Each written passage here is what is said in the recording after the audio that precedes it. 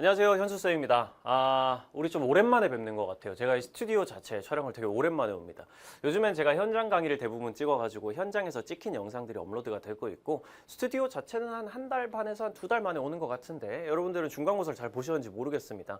저는 여러분 중간고사 치시는 동안 좀 놀았어요. 좀 여행도 좀 갔다 오고, 조금 쉬기도 하고 좀 그랬는데, 그 사이에도 이제 여러 가지 준비들은 하고 있었고, 조금 있다가 이제 앞으로의 커리큘럼도 좀 소개를 드릴 시간이 있지 않을까 생각을 좀 하는데, 이번에 이제 4월 학력평가를 쳤잖아요. 실제로 날짜는 5월이었지만 4월 학력평가가 시간이 뒤로 밀린 거기 때문에 4월 학력평가라고 이름을 일반적으로 부릅니다. 이번에 사회문화 같은 경우에는 전반적으로 그렇게까지 어려운 시험은 아니었다. 1등급 컷이 45점으로 지금 대충 예상이 되고 있는 것 같은데, 이게 만약에 6월 평가, 그러니까 N수생들까지 들어오는 일반적인 평가원 모의고사를 치게 됐었다면은, 그러면은 아마 등급 컷이 1등급 컷이 48점에서 한 50점까지 갈 수 있을 정도로 꽤나 쉬운 편이 아니었나라는 생각을 합니다. 물론 제가 이런 식으로 말을 하면은, 아니 나는 하나도 안 쉬웠는데 저 새끼 뭐라고 그러는 거야? 약간 이런 느낌의 생각을 하시는 친구들이 있을 수도 있는데, 그건 아직까지 여러분들이 개념이라든지 도표라든지 이런 거에 대한 전반적인 문제 훈련이 덜 돼 있기 때문에 그럴 수밖에 없는 부분이 좀 있는 거고, 기본적으로는 이 학력평가의 점수에 전혀 의의를 두실 필요는 없습니다. 여러분들이 의의를 좀 둬야 되는 거는 이제 조만간 보게 될 6월 평가원 모의고사, 그게 진짜로 의의를 둬야 될 문제고 점수고요. 그 전에 이 학력평가랑 관련해서는 항상 복습을 빡세게 한다. 이것들을 다시 한번 몇 번이고 다시 보면서 내가 어떤 부분에서 실수를 했었고 시험장에서 이런 문제가 생겼었는데 이걸 6월 평가에서 앞으로 어떻게 극복을 해야 되고 수능까지 가면은 어떤 식으로 훈련을 해나가야 될 것인가 라는 거를 좀 되새김질을 해보는, 반추해보는 그런 느낌으로다가 이 학력평가를 대비를 하셔야 되는 거지, 그거 외에 막 점수 하나하나에 의의를 두고 막 실망하고 그럴 필요는 없다는 말씀을 먼저 드려요. 전반적으로 보면 그렇게 어렵진 않았어요. 여러분들도 느끼셨겠지만 특히 사회복지에서 도표통계 문제가 나오질 않았습니다. 도표통계 문제가 계층이동이랑 성불평등이랑 인구부양비까지 해가지고 총 3개밖에 안 나왔고요. 전반적으로 좀 난이도가 많이 떨어졌다고 얘기를 할 수가 있겠어요. 어찌됐든 이 학력평가 해설은 제 생각엔 그렇게까지 오래 시간이 많이 걸리진 않을 것 같습니다. 다만 개념이랑 관련해가지고 여러 가지 함정들, 여러분들이 좀 개념에 대해서 조금 미진했던 부분들을 다시 한번 체크할 수 있는 시험이긴 했기 때문에 그런 부분들에서 제가 조금 중점을 드리고 말씀을 드릴 거예요. 빠르게 한번 학력평가 전 문항, 저는 기본적으로 모든 모의고사에서 모든 문항들 다 분석하기 때문에 1번부터 20번까지 한번 쫙 가보도록 하겠습니다. 밑줄 친 기억에서 디귿과 같은 현상의 일반적인 특징 1번입니다. 특징에 대한 설명으로 옳은 것은 자연현상, 사회문화 현상 일반적인 문제죠. 인도양의 섬에 사는 세이셸, 울세라는 새가 있나 봐. 여러 세대가 함께 무리 생활을 한다라고 지금 돼 있는데, 여기에는 인간의 의도나 가치 같은 게 전혀 개입될 수가 없죠. 새들이 하는 행동이니까요. 그럼 우리는 이런 걸 보통 자연현상이라고 그냥 부릅니다. 공경에 처한 구성원을 돕는 동물로 알려져 있는데, 세이셀 울새가 사는 지역에는 끈적거리는 씨앗을 맺는 일명 새잡이 나무가 있는데, 여기도 인간의 의도가 개입될 수는 없지. 기본적으로 나무가 하는 행동에 해당이 되기 때문에 여기에는 인간의 의도나 가치가 개입되지 않아서 자연현상이라고 봐주면 된다. 디귿으로 바로 넘어가 보면은 새들의 생태를 관찰한 연구자들이라고 적혀 있단 말이야. 주어를 잘 생각하면 되는 거죠. 새들이 스스로를 관찰한 게 아니잖아. 만약에 새들이 막 스스로를 어딘가를 보고 있고 막 그렇다면 그 자연현상이겠지만, 여기는 연구자들이, 사람들이 어떤 의도나 가치를 가지고 새들의 생태를 관찰해가지고 뭔가 연구를 해가지고 내가 논문도 쓰고 박사학위도 받고 내가 좀 유명해지기도 하고 막 그런 식으로 생각을 하고 일종의 의도나 가치가 개입된 행동이라고 볼 수 있는 거기 때문에 이런 경우에는 사회현상이라고 봐주면 되겠네요. 그러면 자자사입니다. 자연현상, 자연현상, 사회현상까지. 1번 자연현상, 기억과 같은 현상은 당위규범을 따르지가 않고, 정확히 말하면 이럴 땐 무슨 걸 따른다고 얘기를 합니까? 보통 당위나 규범을 따른다고 하지 않고 사실법칙이나 존재법칙만을 따른다, 이런 식으로 표현하는 거예요. 요건 이제 사회현상에 해당되는 선지이기 때문에 당연히 뭐뭐 해야 된다라는 여러 가지 규칙들을 따르는 건 인간들이 하는 행동이기 때문에 요건 사회현상의 선지라고 봐주셔야 되는 거고, 2번 자연현상과 같은 현상은 확률의 원리가 작용하는 게 아니라 확실성의 원리라고 보통 많이 표현을 합니다. 자연현상에는 예외가 없어. 그렇기 때문에 확실하게 어떤 현상이든지 원인이 100% 주어지면 결과도 100% 주어진다, 이런 식으로 표현하는 거거든. 그러니까 확률의 원리라는 게 아니라 이것도 역시 사회현상이라고 봐주셔야 됩니다. 사회현상에 여러 가지 예외가 있기 때문에, 인간의 행동이 그만큼 복잡한 거기 때문에 확률적으로 간다. 100%가 아닐 때 우리는 보통 확률이라고 부르지 않습니까? 그러니까 확률적으로 예외가 발생할 수도 있는 게 사회현상이다라고 보셔야 되는 거고, 자연현상은 그런 거 없어. 확실성이야. 이렇게 기억을 해주셔야 되는 거예요. 3번 디귿 같은 경우엔 사회현상인데 사회현상은 가치 함축적이다. 이게 맞지, 그치? 정답이지 뭐. 사회현상은 가치 함축적이야. 인간의 가치, 인간이 추구하는 것들이 반영이 돼가지고 일어나는 게 사회현상이기 때문에. 자연현상은 어떻게 표현해? 몰 가치성을 지닌다, 이런 식으로 표현하잖아. 가치가 전혀 포함되어 있지 않다. 하지만 사회현상은 가치 함축적인 게 맞죠. 4번 니은과 같은 자연현상은 디귿과 같은 사회현상과 달리 경험적 자료를 통해 연구할 수 있다. 이거는 명백하게 달리를 같이라고 바꿔주셔야 된다는 거.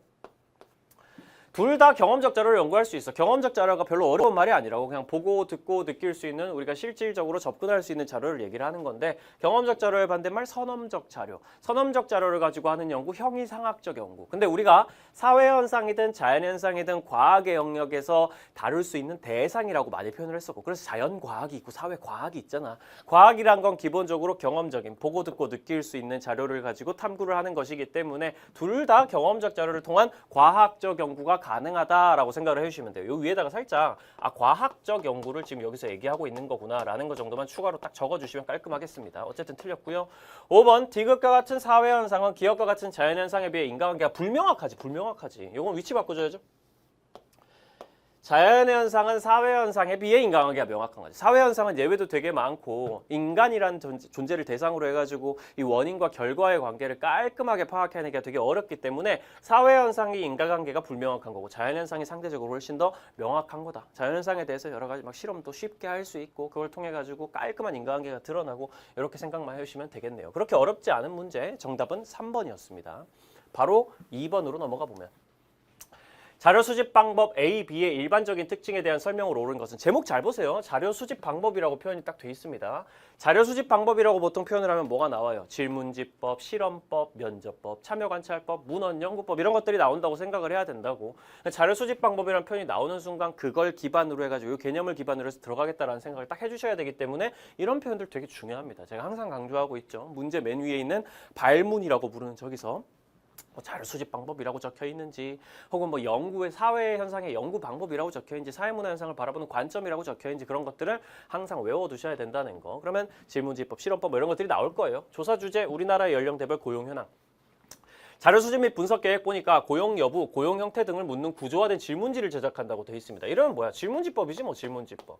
질문지법을 땡땡 모둠이 사용해가지고 요 조사 대상자 200명한테 응답 써라. 응답 자료를 연령대별로 비교하겠다. 이런 식으로 지금 1차 자료 수집에 대해 가지고 계획을 지금 짜 놓은 거죠. 그럼 그거에 대해 가지고 교사가 뭐라고 얘기를 하냐면 위와 같은 주제에 대한 표본 조사의 경우 연령, 성별, 지역 등 다양한 요인을 고려하여 모집단의 특성을 대표할 수 있게 표본을 추출한 게 중요하지 당연히. 기본적으로 이 질문지법 같은 경우에는 표본 조사를 하게 되는데 모집단을 다 조사할 수가 없거든. 여기 보세요. 이 사람이 지금 하고 싶은 게 우리나라의 연령대별 고용 현황이란 말이야. 그럼 사실 모집단을 다 조사를 하려면 우리나라에 있는 모든 근로자를 대상으로 다 해야 되거든. 근데 우리나라 근로자들이 겁내 많잖아. 질문지법을 일일이 모든 사람에게 돌리기가 현실적으로 불가능해. 그러니까 200명만 추출을 한 거지. 이런 사람들 보통 뭐라 그럽니까? 표본 집단이라고 부른다고. 모집단을 다 조사를 할 수가 없으니까 일부만 딱 집어가지고 하는 건데 문제는 그 과정에서 뭔가 왜곡이 일어날 수 있다는 거. 사람 숫자가 너무 적으면 여기 200명이라고 적혀있으니까 200명 정도는 되지 않을까? 이런 생각을 하는데 여러분들 기억하세요? 1000명 정도는 돼야 됩니다. 보통은 1000명 이상은 돼야지 소위 말하는 표본의 대표성이라는 게 만족돼요. 그래서 근로자들 최소한 지역별로 막 나누고 최소한 랜덤으로 수출하는 방식으로 조사를 해가지고 1000명 정도는 조사를 해봐야 되는데 200명밖에 안 했으니까 교사가 여기서 좀 문제가 있다 이런 식으로 얘기를 하는 맥락으로 가게 되는 거예요. 따라서 땡땡 모둠이 자료 수집 방법으로 선택한 A가 뭐야? 질문지법이지. 질문지법. 땡땡 모둠은 질문지법을 선택했는데 질문지법보다는 뭐를 활용해서 통계청 자료 등이나 이미 발표된 공식적 자료를 수집해가지고 하는 게 낫겠다 이런 식으로 얘기가 나와 있잖아. 통계청 자료는 당연히 땡땡 모둠이 발표하는 게 아닐 거고 이런 걸 보통 우리가 뭐라 부르죠? 내가 이번 연구를 위해 조사한 자료가 아닌 자료는 전부 다 2차 자료라고 부릅니다. 통계청 같은 데서 자료를 그냥 가지고 오는 거잖아. 구글링을 하고 통계청 사이트에 들어가가지고 다른 사람이 조사해 놓은 자료를 가지고 오는 거야. 그 뭐라 그러지? 2차 자료를 수집하는 문헌연구법이라고 부릅니다. 그러니까 B는 문헌연구법이 되어 있어요. 질문지법이랑 문헌연구법인 거죠. 그걸 가지고 들어가면 됩니다. 1번 질문지법은 조사 대상자의 일상생활을 직접 관찰하여 자료를 수집하는 게 아니고 그건 참여관찰법이고 여러분 요건 암기의 영역이에요. 참여관찰법이 조사 대상자에게 일상생활 속에서 같이 참여를 직접 해가지고 이 연구자가 그래서 이 사람들 예를 들면 아프리카 부족민들이라든지 혹은 유치원생들이라든지 혹은 학생들이라든지 저 같은 강사가 연구자로서 그냥 학생들 사이에 몰래 학생인 척하고 싹 들어가가지고 그냥 몰래 슥슥 관찰하고 그런 것들을 이제 참여관찰법이라고 합니다. 일상생활 속에서 생생하게 관찰하는 거기 때문에 실제성을 반영한다고 표현하기도 하고요. A가 아니라고 이거. 질문지법이 아니다. 참여관찰법이다. 2번 질문지법은 자료 수집 시 조사 대상자의 반응에 따라 질문 내용과 형식을 유연하게 제시하기 용이하다. 이거 기억하셔야 되는데 꽤 중요한 선지야. 이것도 질문지법이 아니라 이런 거는 이제 면접법이라고 기억을 하셔야 됩니다. 조사 대상자의 반응에 따라서 질문 내용과 형식을 유연하게 제시하기 용이하다는 게 소위 말하는 조사 과정에 변경을 할 수 있다라는 거. 질문지법은 사실 그러기가 힘들어. 잘 생각을 해보세요. 질문지를 미리 만든단 말이야. 뭐 1번, 뭐 어떻습니까? 뭐 1번부터 5번까지 답변하시오. 2번, 이 다음 질문이 있습니다. 뭐 MBTI 같은 거 보면 이렇게 하잖아. 이렇게 해가지고 1번부터 5번까지 답변하세요. 이렇게 질문을 이미 짜놨어. 근데 그 상황에서 질문지를 딱 줬는데 연구 대상자가 관찰 당하는 사람이 나 이런 질문에 대답하기 싫은데요? 그럼 거기서 질문지 부수고 다시 가가지고 컴퓨터로 인쇄해가지고 다시 뽑아올 거야? 그건 힘들잖아.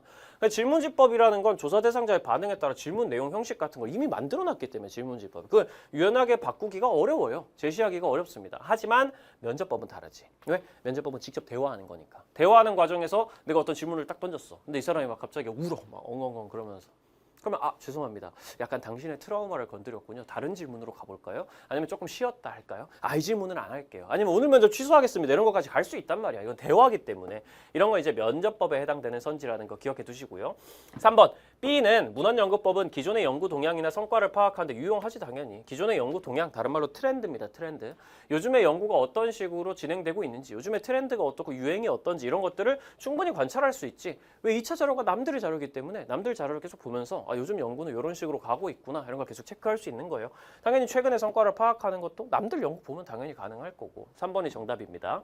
4번 질문지법은 문헌연구법에 비해 시공간적 제약을 적게 받는다. 아니야. 문헌연구법이 압도적으로 시공간적 제약이 적어. 이 단어 어렵게 생각하지 말고 시간적 제약이 적다는 건 빨리 할 수 있다는 얘기, 공간적 제약이 적다는 건 멀리 있어도 할 수 있다는 얘기. 이렇게 되는데 문헌연구법이야 뭐 요즘에 인터넷이 워낙 발달을 했기 때문에 시간적으로도 공간적으로도 제약이 거의 없다시피 한 연구 방법이라고 생각을 하시면 되고 질문지법은 다른 1차 자료 수집법들, 그러니까 1차 자료 수집법들이 어떤 게 있어? 문헌연구법 빼고 질문지법, 실험법, 면접법, 참여관찰법 이런 것들이 있다고. 그런 친구들 중에선 질문지법이 제일 낫지.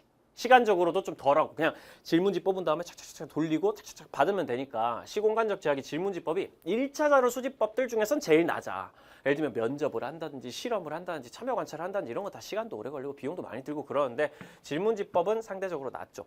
하지만 문헌연구법은 그냥 논외라는 거. 얘는 넘사벽이야 사실. 그냥 집에 앉아가지고 구글링만 타타타닥 해도 되는 게 문헌연구법이거든. 그렇기 때문에 문헌연구법이 압도적으로 시공간적 제약을 모든 자료 수집법 중에서 제일 덜 받는다라고 생각을 하고 계시면 되겠습니다. 5번 B는 문헌연구법은 질문지법과 달리 조사 대상자의 주관적 인식에 관한 자료를 수집할 수 있다라고 돼 있는데 이거는 질문지법과 달리라는 표현이 틀린 거예요. 질문지법 같은 경우에도 조사 대상자의 주관적 인식에 관한 자료를 수집할 수 있다. 이것도 중요한 선지라고 할 수 있는데 1차 자료 수집법들, 질문지법, 실험법, 참여관찰법, 면접법 이런 애들 중에서 조사 대상자의 주관적 인식에 관한 자료를 수집할 수 없는 애들은 없습니다. 여러분들의 주관적 인식과 가치관 같은 걸 수집하는 대표적인 질문지법이 있어. 그게 뭐야? MBTI라고. MBTI. 여러분들이 평소에 삶을 어떻게 살아가는지, 세상을 어떻게 보는지, 내성적인지, 외향적인지 이런 것들을 주관적인 인식들을 쫙 조사를 해가지고 모아오는 질문지법 아니겠습니까? 실험법으로도 주관적 인식 조사는 가능해요. 조금 면접법이나 참여관찰법 같은 질적 연구 방법에 비해서는 덜 심층적일 수 있지만 그럼에도 불구하고 질문지법, 실험법도 양적 연구의 자료 수집법도 주관적 인식은 자료는 수집할 수 있다라고 기억을 하고 계시는 게 좋겠습니다. 그러면 여기도 정답이 3번이라고 생각을 하고 넘어가면 되겠죠. 다음 3번 문제입니다. 다음 글에 나타난 사회문화 현상을 바라보는 관점에 대한 설명을 옳은 것은이라고 돼 있는데 떴다. 사회문화 현상을 바라보는 관점이라 그럼 뭐가 나온다고? 기억하세요. 기갈상이 나옵니다. 기능론, 갈등론, 상상론이 사회문화 현상을 바라보는 관점이라는 표현을 가지고 나오는 거예요. 그러면 여기 읽을 때 먼저 뭘 생각하고 가야겠어? 기능론이나 갈등론이나 상상론 중에 하나겠네 라고 생각을 하고 들어가면 되는 거죠. 근데 주요 단어들만 봐도 사실은 명확해요. 이거는 만성질환 지녔어? 자아관념, 사회적 상호작용에 큰 변화가 일어날 수 있어. 그중에서 이 표현 되게 중요해요. 자아관념. 나라는 사람이 어떤 존재인가라는 생각에 좀 변화가 일어날 수 있다. 나 자신이 나 자신에게 부여하는 그런 의미 부여가 되게 중요할 수 있다라고 얘기하는 상상론스러운 멘트 처음에 떴고 이런 변화는 만성질환자에게 타인이 보이는 반응, 다른 사람과의 상호작용에서 이러한 일들, 타인이 보일 것으로 그가 상상하는 반응, 뭐 그런 것들. 내가 이런 상황에 처하면 다른 사람이 어떻게 생각할까? 내가 뭐 예를 들면 병에 걸리면 다른 사람이 날 싫어하지 않을까? 이런 나 자신의 의미 부여 이런 것들도 얘기하고 있고 만성질환자의 일상적 삶을 이해하려면 이 일상적 삶이라는 표현도 되게 중요해요. 이런 게 보통 상상론에서 어떻게 표현이 되냐면 생활세계 뭐 이런 식으로 보통 표현이 많이 됩니다.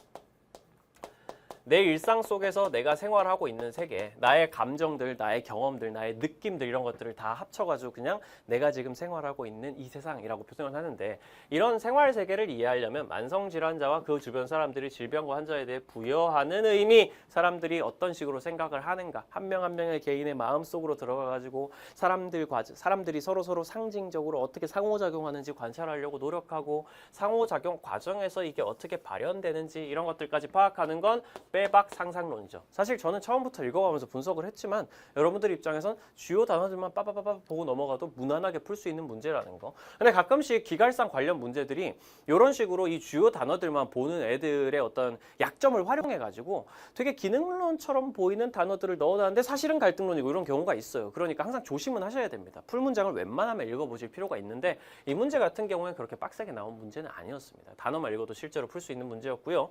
1번 개인들의 주관적 상황 정의에 대한 이해를 중시하는 거 상상론 맞잖아. 사람들마다 똑같은 상황에 대해서도 정의가 다를 수 있단 말이야. 내가 지금 이렇게 스튜디오에서 지금 일을 하고 있는 것도 나한테는 나 해설 강의 되게 좋아하니까 해설 강의 되게 즐거운 시간이다라고 생각을 할 수 있지만 카메라 반대편에 있는 PD님 같은 경우는 오늘도 하루에 짜증나는 일과가 시작됐고 이렇게 생각을 할 수도 있는 거거든.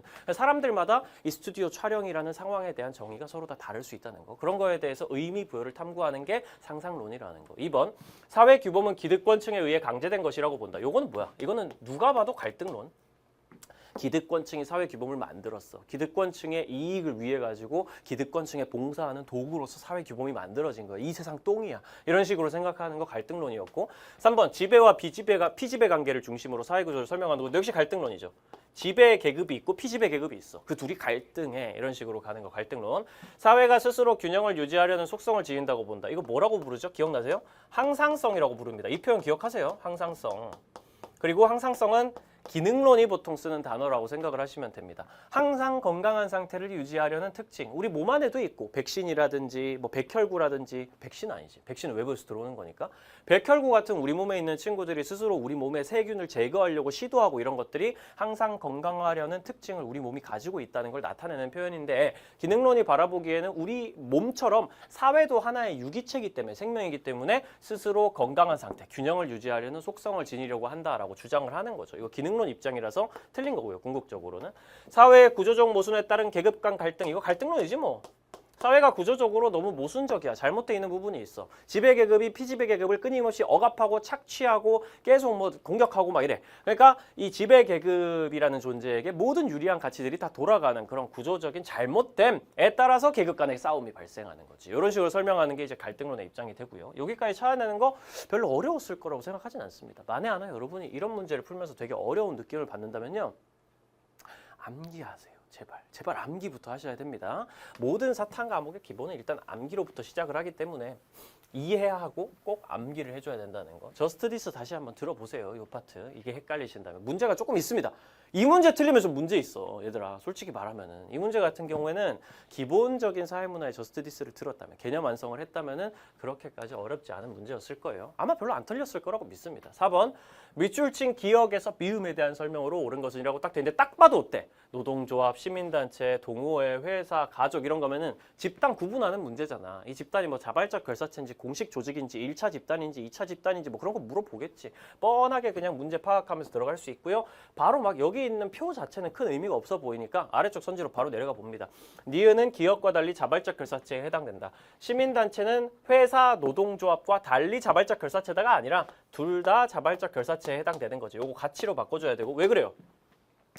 자발적 결사체의 특징이 뭡니까? 기본적으로 가입과 탈퇴가 자유롭고 어떤 하나의 신념을 가지고 구성원들이 자발적으로 뭉쳐가지고 민주적으로 운영되면서 스스로 자발적으로 원해가지고 참여하는 집단. 예를 들면 회사나 학교같이 돈을 벌기 위해서 혹은 강제 때문에 가는 그런 집단이 아니고 내가 원해가지고 내가 스스로 자발적으로 참여하는 그런 집단이라는 뜻이 있는 게 자발적 결사체 아니겠습니까? 근데 회사 내 노동조합 같은 경우에는 이익 집단이라고 부르는 소위 우리 집단들, 노동자들의 특수한 이익을 위해 가지고 사람들이 자발적으로 가는 거죠. 우리 노동자들의 이익을 위해서 열심히 여기서 활동을 내가 한번 해봐야겠어. 노동자들의 투쟁을 위해 가지고 이 자본가들과 싸워가지고 더 많은 월급과 더 많은 휴식을 얻어내야겠어. 이런 걸 위해서 달려드는 곳이고 시민단체 같은 경우에도 자발적 결사체의 한 종류 중에 하나잖아요. 이건 이제 공익을 위해 가지고 공익을 지켜야 된다. 환경을 보호해야 된다. 동물을 보호해야 된다. 뭐 이런 식으로 이 사람들이 뭉쳐가지고 자발적으로 참여하는 단체라고 볼 수 있죠. 둘 다 자발적 결사체가 맞는 겁니다. 2번 리을은 미음과 달리 전인격적 인간관계를 기초로 한다. 전인격적 인간관계라고 표현이 보통 나오면은 어렵게 생각하지 마세요.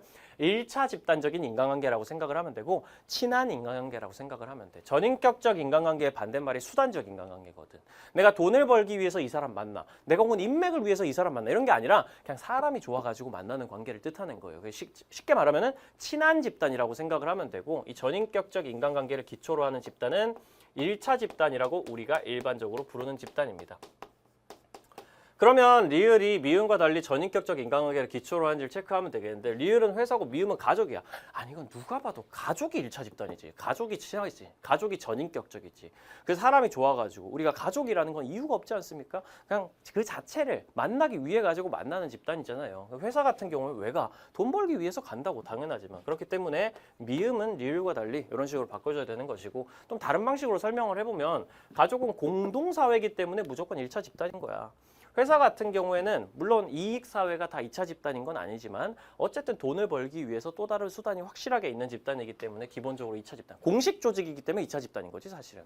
가족은 공동사회이기 때문에 1차 집단, 회사는 공식 조직이기 때문에 2차 집단. 이렇게 기억을 하시면 되는 거죠. 쌤, 공동사회, 공식 조직 이런 게 기억이 안 나요. 암기하라고 암기. 저스트데이스로 다시 돌아가가지고 다시 한번 체크하세요. 이 집단이랑 관련된 내용들도 외워야 될 게 되게 많기 때문에 제가 여기서 이 문제를 해설을 하면서 다 얘기하긴 조금 그래. 제가 웬만하면 복습을 시켜드리지만 다시 한번 체크하시기 바랍니다. 헷갈린다면. 3번 기업 디귿은 모두 비공식 조직에 해당된다. 회사 노동조합이랑 사내 바둑 동호회가 둘 다 비공식 조직에 해당되냐고 물어봤는데 회사 안에 있는 바둑 동호회 이런 식으로 보통 표현이 되면은 1차 집단적 관계를 가지고 있는 비공식 조직이 맞지. 비공식 조직 뜻이 뭐야? 기본적으로 자발적 결사체면서 거대한 공식 조직 안에서 공식 조직 구성원들끼리 만든 친목 목적의 집단이라고 생각을 하면 된다고. 예를 들면 사내 축구 동호회라든지 사내 뭐 조기 축구 동호회라든지 사내 바둑 동호회라든지 사내 게임 동호회라든지 내가 옛날에 쌤 저스트디스 하면서 얘기를 한 거 기억나시는지 모르겠어요. 제가 옛날에 넥슨이란 이 회사 이름 자꾸 말하면 안 되는데 N사라는 그 게임 회사에 다니면서 내가 그 성우 동호회라는 걸 했었다고. 그래 거기서 이제 막 게임 그 캐릭터에다가 목소리 넣고 이런 작업도 막 하고 그랬다가 엄청 유저들한테 욕을 먹었다고. 삼국지 게임에다가 내 목소리도 들어갔거든. 그 장수들 소리에. 막 그런 것들 이제 하면은 기본적으로 사람들이 친목 목적으로 만나면서 되게 친해지기 때문에 공식 조직 안에서 또 다른 성격을 가진 집단이 하나 생기는 거죠. 이 비공식 조직이라는 거에 사내 바둑 동호회에 해당되지만 시민단체나 회사 노동조합 이런 건 당연히 비공식 조직이 아닙니다. 회사 노동조합은 비공식 조직이 아니야. 여러분들 이거 보면은 의문을 가지는 친구들이 가끔 있어요. 쌤, 이것도 자발적 결사체면서 공식 조직 안에서 만들어졌지 않습니까? 친목 목적이 아니야. 사내 노동조합은 공식 조직이라고. 자발적 결사체이면서 또 다른 공식 조직이라고.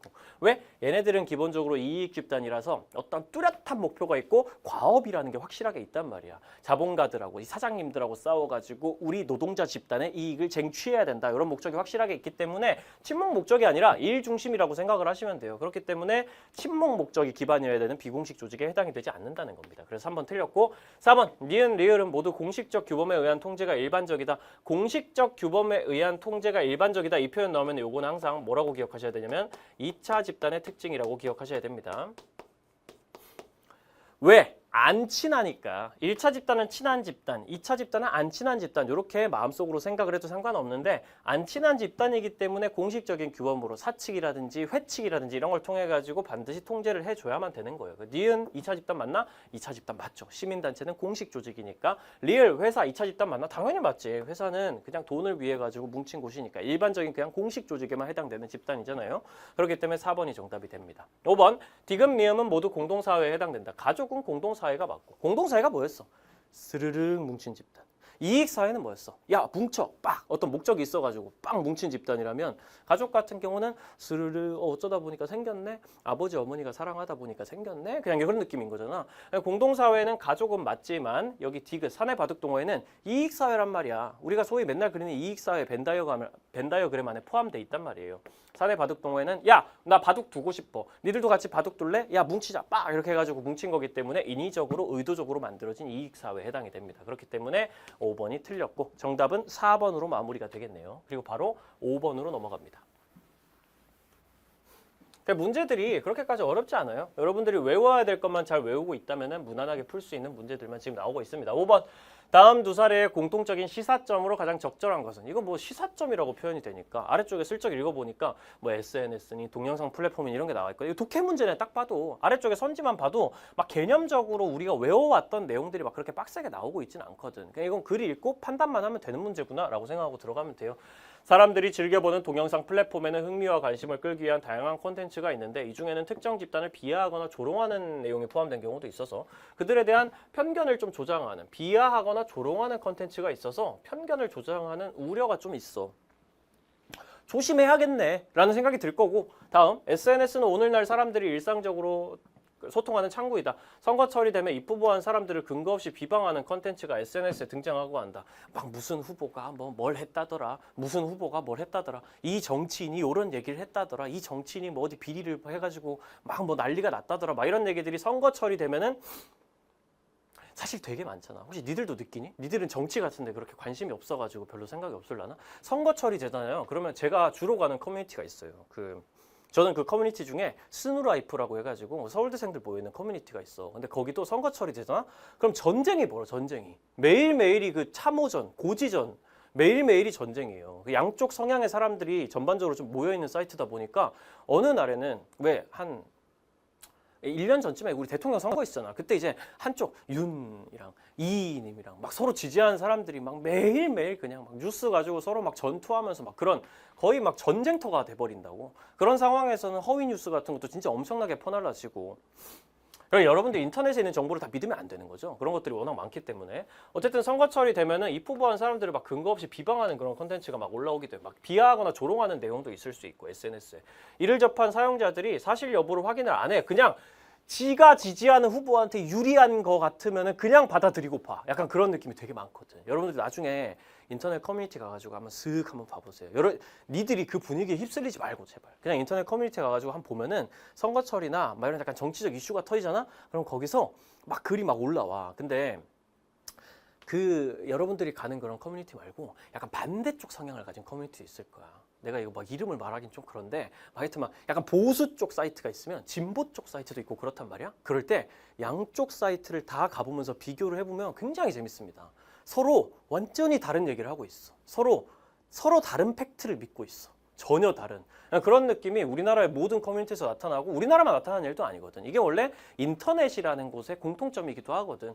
그렇기 때문에 막 그 해당 콘텐츠 다른 곳에 유포하기도 하고 그러다가 이제 명예훼손으로 고소당하고 막 가가지고 막 지리질 짜면서 제가 큰 실수를 했습니다. 다시는 그러지 않겠습니다. 막 이러고 앉아있단 말이지. 그런 거랑 관련된 것들이 SNS나 동영상 플랫폼의 문제라고 할 수 있다면 아래에서 찾아야 될 건 뭐겠니? 사실 선지를 안 봐도 여기 있는 내용들 보면 대충 어떤 느낌 같아요?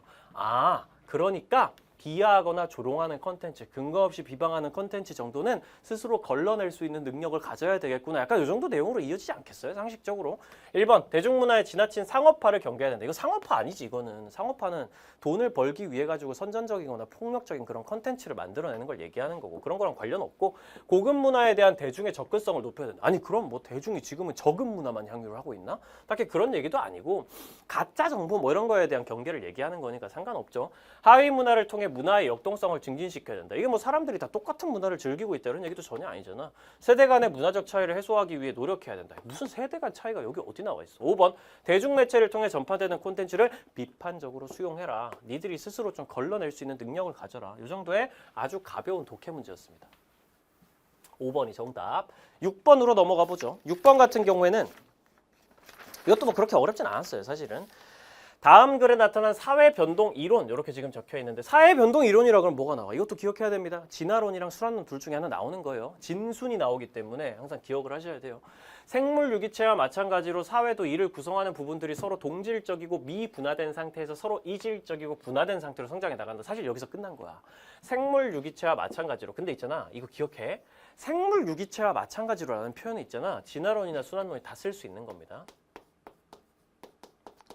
이거 개념 들으셨으면 기억나실 거예요. 제가 이거 얘기했던 거. 진화론 같은 경우에는 이 생물 종이라는 게 진화하는 과정을 통해 가지고 사회 변동을 설명하고, 순환론 같은 경우에는 생물 유기체, 생명들 하나하나의 일생을 기반으로 사회를 설명하는 경향이 있어요. 진화론 같은 경우에는 생명이 끊임없이 진화를 해왔듯이 사회도 끊임없이 발전해 나간다, 이런 느낌이라면, 순환론 같은 경우에는 인간의 삶이 전성기를 맞고 노화해서 죽고 다시 새 세대가 태어나고 전성기를 맞고 노화해서 죽고 이런 식으로 가는 거지. 이 차이가 있을 뿐이지 생물 유기체에 비유하는 것 자체는 둘 다입니다. 일부러 여기 배치해 놓은 거지, 두 개 헷갈리게 하려고. 사회도 이를 구성하는 부분들이 서로 동질적이고 비슷비슷하고 미분화된다, 이 표현이 미분 적분 이거 얘기하는 거 아니야. 분화되지 않았다는 뜻이야. 지금 분업이라는 게 사회 내에서 이루어지지 않았다는 거예요. 다 농사만 짓고 있고 다 똑같고 그런 사회에서 뭐가 돼? 서로 이질적이고 분화된 상태로 간다. 이런 표현 쓰는 거 있잖아요. 전형적으로 사회 진화론이 쓰는 표현이라고 기억을 하셔야 됩니다. 이거 외워버리시는 게 나아요.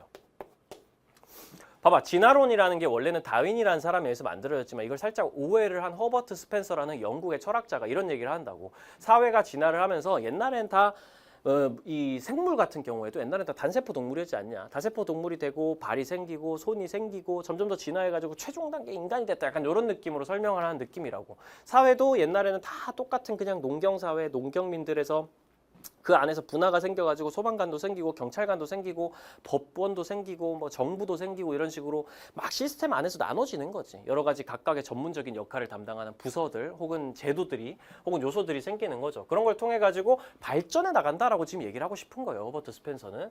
또한 사회가 단순한 거에서 복잡한 걸로 진전하고 부분들과의 상호 의존성이 높아지면서 유기적 통합이 이루어지고 이런 얘기들도 전부 다 좋아진다는 얘기 아니겠습니까? 결국은 되게 긍정적으로 묘사하고 있잖아요. 이러면 진화론이라고 보시면 돼요. 기억, 사회 변동의 일정한 방향성을 가진다고 본다. 이거는 기억해야지. 이게 진화론 그래프고 이게 순환론 그래프야. 이거 어렵지 않죠? 제가 맨날 설명했던 거. 기억나십니까? 진화론 같은 경우는 시간이 가면서 사회는 무조건 발전.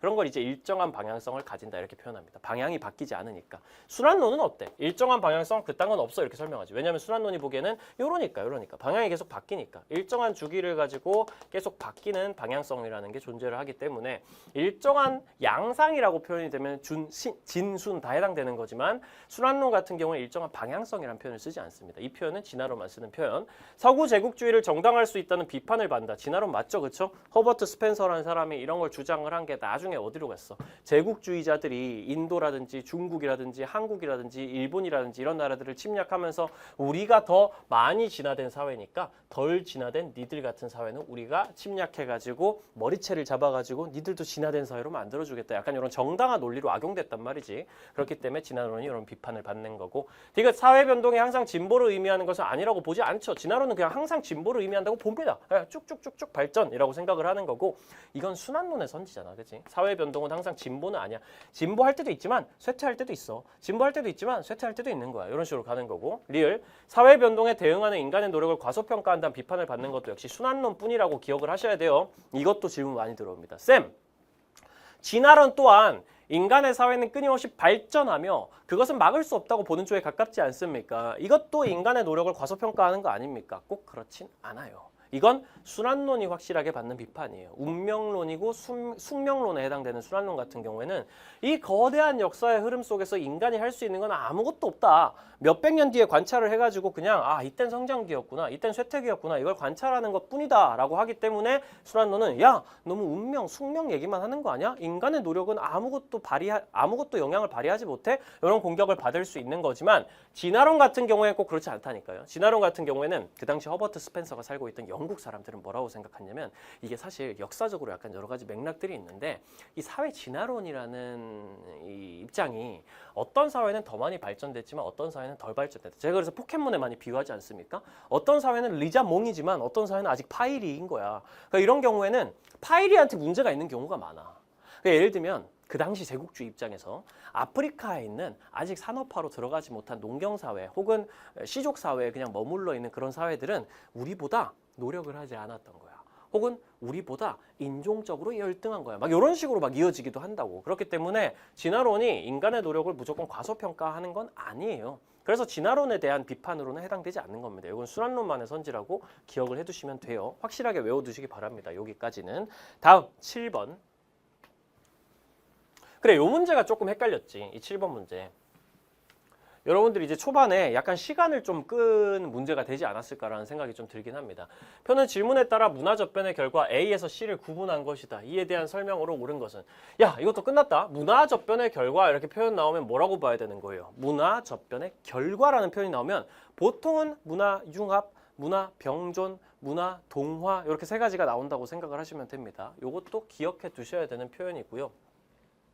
A에서 C를 구분한 것이다. 이에 대한 설명을 옳은 것은 막 동화, 병존, 융합 이렇게 나와 있잖아. 자문화의 정체성이 보존되었는가에 yes라고 대답을 하고 있는데 사실 자문화의 정체성이 보존되지 않은 거는 여기 세 개 중에 하나뿐이거든. 뭐야? 문화 동화가 자문화의 정체성이 보존되지 않은 거잖아. 문화 동화가 뭐예요?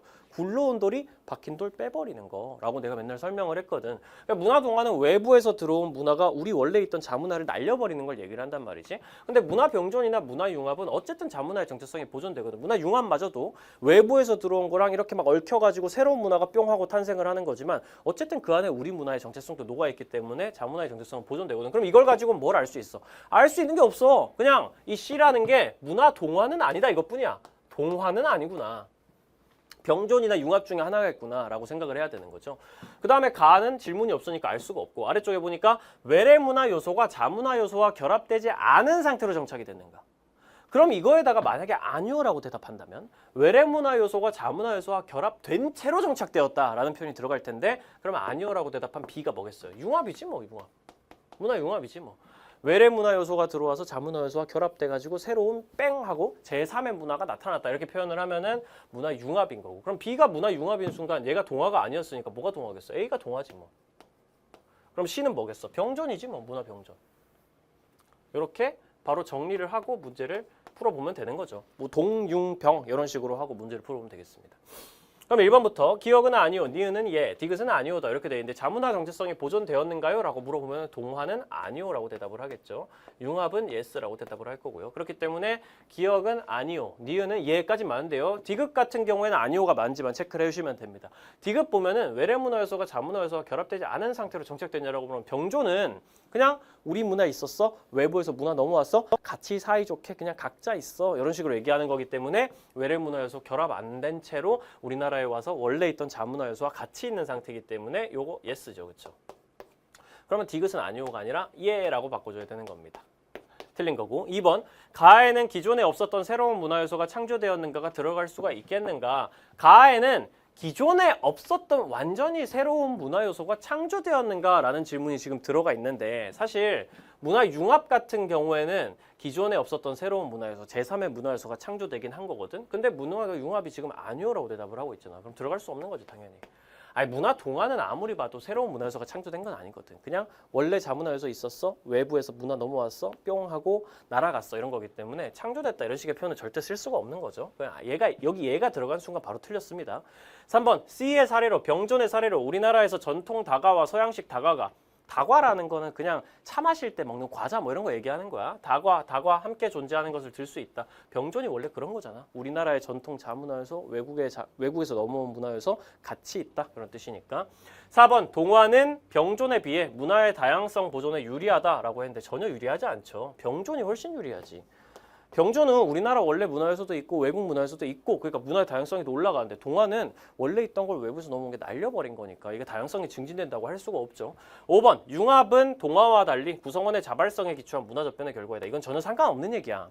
문화 동화, 문화 융합, 문화 병존이랑 자발적 문화접변, 비자발적 혹은 강제적 문화접변 이런 거는 전혀 상관없는 개념이기 때문에 연결하시면 큰일 납니다. 여기서 뭐 문화 동화가 일어났어요. 무조건 강제적이다 이런 얘기 하시면 안 돼요. 이거는 전혀 상관없는 개념이라서 자발적, 강제적 이런 거는 알 수가 없다라고 생각을 해야 되는 겁니다. 그렇게 되면은 3번이 정답이라는 거 무난하게 알 수 있고요. 바로 8번으로 넘어갑니다. 방금 7번에서 사실은 방금 쌤이 한 방식대로 막 여기다가 이제 이거 동화는 아니구나. 요거는 무조건 뭐 융합이구나. 이런 식으로 해가지고 요건 융합이고 요거는 동화가 아니니까 요게 동화고 요게 병존이고 뭐 이런 식으로 해가지고 쭉쭉쭉 빠르게 치고 나가는 게 되게 중요한 문제였어요. 여기서 시간을 많이 끌게 되면은 뒤쪽에서 문제를 풀기가 되게 어려웠겠죠.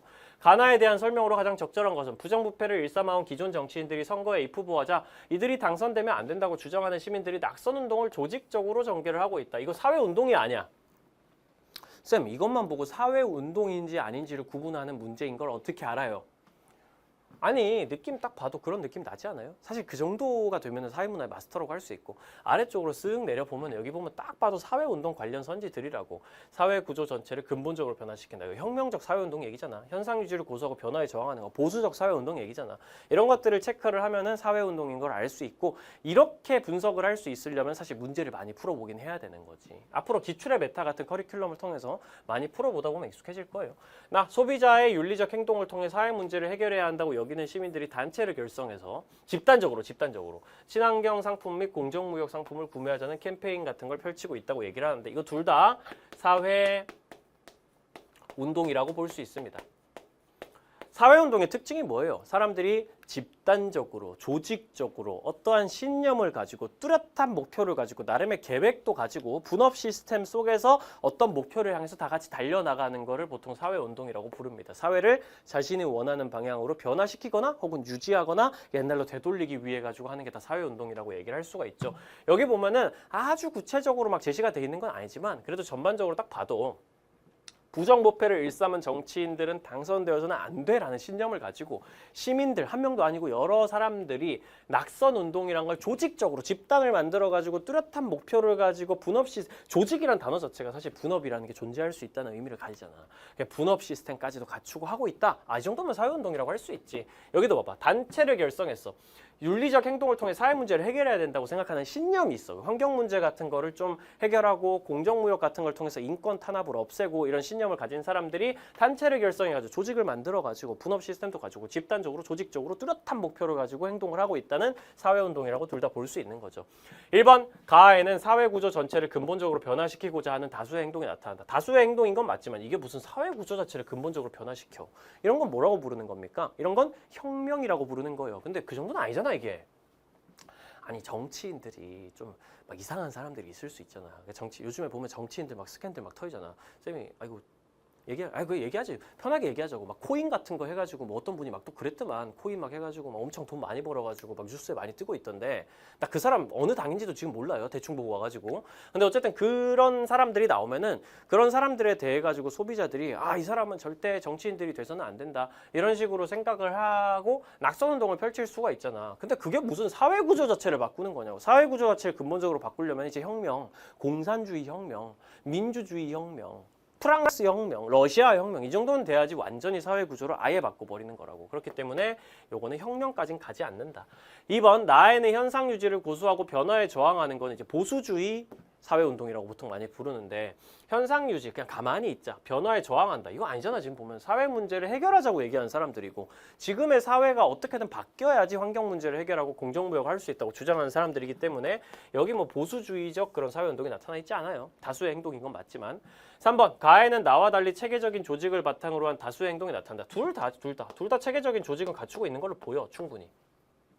아니 뭐 체계적인 조직이라고 그래 딱 적어두지는 않았지. 그래도 시민들이 낙선운동을 조직적으로 하고 있다, 체계적으로 하고 있다는 뜻이랑 사실상 동의하고 여기도 단체를 결성해가지고 나름대로 캠페인까지 하고 있으면 이 정도면은 체계적인 조직을 바탕으로 하고 있다고 얘기를 할 수 있는 거지. 이게 사회운동이랑 관련된 내용은요. 그래서 근거를 깔끔하게 확실하게 잡을 수 없어도 대충 이 정도면 사회운동이다라고 좀 넓게 좀 아량 있게 판단해주는 그런 게 좀 중요한 문제기도 하거든요. 이건 문제를 좀 많이 풀어보시면 익숙해질 겁니다. 4번 나에는 가와 달리 어제는 이건 틀렸어. 가치로 와야 되니까. 4번 나에는 가와 달리 일시적 우발적인 다수 행동이 나타난다. 일시적이고 우발적이지 않아. 일시적으로 잠깐 했거나 우발적으로 어쩌다 보니까 한 그런 행동이 아니라 지금 꾸준히 이런 신념을 가지고 단체를 결성해 가지고 했다는 것 자체가 계획을 세우고 우발적으로가 아니라 계획적으로 지금 하고 있다는 뜻이잖아요. 그렇기 때문에 이것도 틀렸다고 볼 수 있고 5번 가나에는 모두 특정 목표나 이념을 바탕으로 한 다수의 행동이 나타난다. 그지. 특정 목표, 정치인들 낙선시키자 혹은 이념, 환경은 보호해야 된다. 뭐 이런 것들이 전반적으로 지금 가나에 둘 다 나타나 있기 때문에 5번이 답이다. 사회운동이랑 관련된 문제라고 보시면 되겠습니다. 그 다음 9번 문제. 사회 불평등 현상을 바라보는 가불의 관점에 대한 설명으로 옳은 것은 이라고 지금 돼 있는데 사회 불평등 현상을 바라보는 이론이라고 나오면요. 보통 그 계급론이랑 계층론이 등장을 하고 사회 불평등 현상을 바라보는 관점이라고 표현해 나오면요. 보통 기능론이랑 갈등론이 나온다고 생각을 하시면 돼요. 이런 것들도 여러분들 들으면서 하나하나 웬만하면 적어두시기 바랍니다. 나중에 헷갈릴 수도 있으니까. 사회 불평등 현상은 개인이나 집단이 사회에 기여한 정도에 따라 사회적 희소 가치가 차등 분배된 결과입니다. 이거 뭐야? 사회에 기여한 정도에 따라서 사회적 희소 가치가 차등이 분배가 된 거야. 그러니까 우리 엄마 아빠가 뭐 부자고 가난하고 이런 건 별로 중요하지 않아. 내가 사회에 얼마만큼 역할을 잘 했냐에 따라 가지고 사회적 희소 가치가 차등 분배된다. 이렇게 얘기하면 뭐예요? 기능론이지 뭐 기능론. 사회를 긍정적으로 보는. 네가 잘 하니까 그 위치에 올라가 있는 거지. 너는 잘 못하니까 그 정도 위치에 있는 거겠죠. 이런 식으로 얘기하는 느낌. 그렇지 않습니다. 우리 사회에는 특정 집단의 유리한 분배 구조가 고착화되어 있어. 이 그림과 같은 사회 불평등 현상이 나타납니다. 이 그림이 뭔데? 부모의 소득이 올라가면 뭔가가 떨어지고 있어요. 근데 이 사람이 그 전에 을이 말하는 거 우리 사회에는 특정 집단의 유리한 분배 구조가 고착화되어 있다. 누구겠어? 모두한테 좋은 게 아니라 특정 집단, 기득권층, 지배층한테만 유리하다. 사회 구조가 이렇게 얘기하는 건 갈등론이잖아. 누가 봐도. 그럼 갈등론의 시각에서 이 그래프를 바라본다고 생각을 하면 되겠네요. 갑은 기능론, 을은 갈등론, 그래프는 갈등론 기반으로 만들어진 겁니다. 1번, 기능론은 사회 불평등 현상을 타파해야 할 문제라고 보는 게 아니라 필수 불가결. 이 표현 기억나요 혹시? 타파해야 할 문제인 게 아니에요. 필수 불가결한 현상이고 사회 불평등 현상이 있기 때문에 뭐가 생겨나? 우리들에게 성취 동기가 생겨난다고. 모든 사회가 완벽하게 평등하다면 사람들은 열심히 일하고 싶어 하지 않을 거야. 불평등이란 게 존재하기 때문에 기여한 바에 따라서 더 높은 소득을 얻기 때문에 사람들이 더 열심히 일하고 사회가 더 잘 돌아가는 거야. 그게 우리의 유기체적 시스템이야. 이런 식으로 설명하는 게 기능론인 거고. 그래서 기능론은 사회 불평등 현상을 그 문제로 보지 않아요. 그렇게 보는 건 갈등론이고요. 2번, 갈등론은 차등 보상이 개인의 성취 동기를 자극한다고 본다. 이거 기능론이잖아. 이거 을이 아니라 갑이라고 바꿔줘야 되는 거지. 기능론이 그렇게 보지 기본적으로. 기능론이 차등 보상이 개인의 성취 동기를 자극한다. 그래서 필수 불가결하다. 불평등이라는 게. 3번 갈등론의 관점에서는 가에 요 그래프에 여기 Y축에 자녀의 소득이 들어갈 수 있다고 본다. 이게 무슨 말이야? 부모의 소득이 높으면 자녀의 소득이 낮아진다는 소리잖아. 그럼 이거 말도 안 되는 소리지. 갈등론의 입장에서 가에 만약에 자녀의 소득이 들어가려면 이렇게 가야죠. 부모가 소득이 높으면 나도 기득권층이니까 나도 소득 높아진다 이런 식으로 가야 되는 거지. 부모의 소득이 높아지는데 자녀의 소득이 낮아지는 건 갈등론이 생각하는 귀속 지위를 중시하는 엄마 아빠의 계급이 모든 것을 결정한다라고 생각하는 입장이랑 완전 배치되는 내용이기 때문에 그렇게 들어갈 수가 없습니다. 4번 갑의 관점은 기능론은 을의 관점 갈등론과 달리 사회 불평등 현상이 인재를 적재적소에 배치하는 데 기여한다고 보죠. 그렇죠? 기능론 같은 경우에는 불평등 현상이라는 게 존재하기 때문에 능력이 뛰어난 사람은 더 뛰어난 능력을 요구하는 곳에 갈 수 있는 거야. 능력이 뛰어난 사람, 만약에 이 소득이 완벽하게 평등하다면 혹은 재산이 완벽하게 평등하고 모든 어떤 보상을 다 똑같이 주는 그런 사회가 있다면은 의사들이 자기 역할을 못할 거야. 왜냐면 의사는 되게 손기술도 좋아야 되고 머리도 좋아야 되는 직업인 게 확실하고 우리 사회에서 되게 중요한 역할이잖아. 말하자면 직업의 귀천에서 귀한 부분에 있다라고 볼 수 있죠. 이거 내 생각 아니야. 기능론이 귀천이 있다고 주장을 하니까 그런 거지. 의사 같은 그런 귀한 직업 같은 경우는 능력이 좋은 사람이 가야 되는데 의사한테 편의점 알바랑 똑같은 돈을 준다면은 의사가 되기 위해서 노력할 이유가 안 생길 것이다. 성취 동기가 안 생길 것이다. 개판이 나버릴 것이다. 이 불평등이라는 게 존재하기 때문에 뛰어난 능력을 가진 사람들이 뛰어난 능력이 요구되는 위치에 갈 수 있게 되는 것이다. 열심히 노력을 해가지고 그렇게 될 수 있는 것이다 라고 생각을 하기 때문에 기능론은 갈등론과 달리 그런 식으로 생각한다라고 봐주면 되는 거고, 갈등론 같은 경우에는 사회 불평등 현상은 기본적으로 어마어마한 문제야. 기득권층이 피기득권층을 피지배층을 찍어 누르는 과정에서 발생하는 현상이라고 보는 거기 때문에 이런 거랑 전혀 상관없다고 갈등론은 보죠. 5번 갈등론은 기능론과 달리 사회 불평등 현상을 보편적이고 불가피한 현상으로 본다. 이것도 역시 갑을 위치를 바꿔줘야 되겠다라고 볼 수 있겠습니다. 기능론이 오히려 갈등론이랑 다르게 사회 불평등 현상을 보편적으로 불가피한 현상이라고 보는 거예요. 일단은 이거 기억해 두세요. 보편적이라는 표현까지는 기능론도 갈등론도 씁니다. 하지만 불가피한 현상이라는 표현은 절대로 피할 수 없다. 필연적인 결과다. 이런 식으로 보는 거는 오직 only 기능론뿐이에요. 기능론뿐이에요.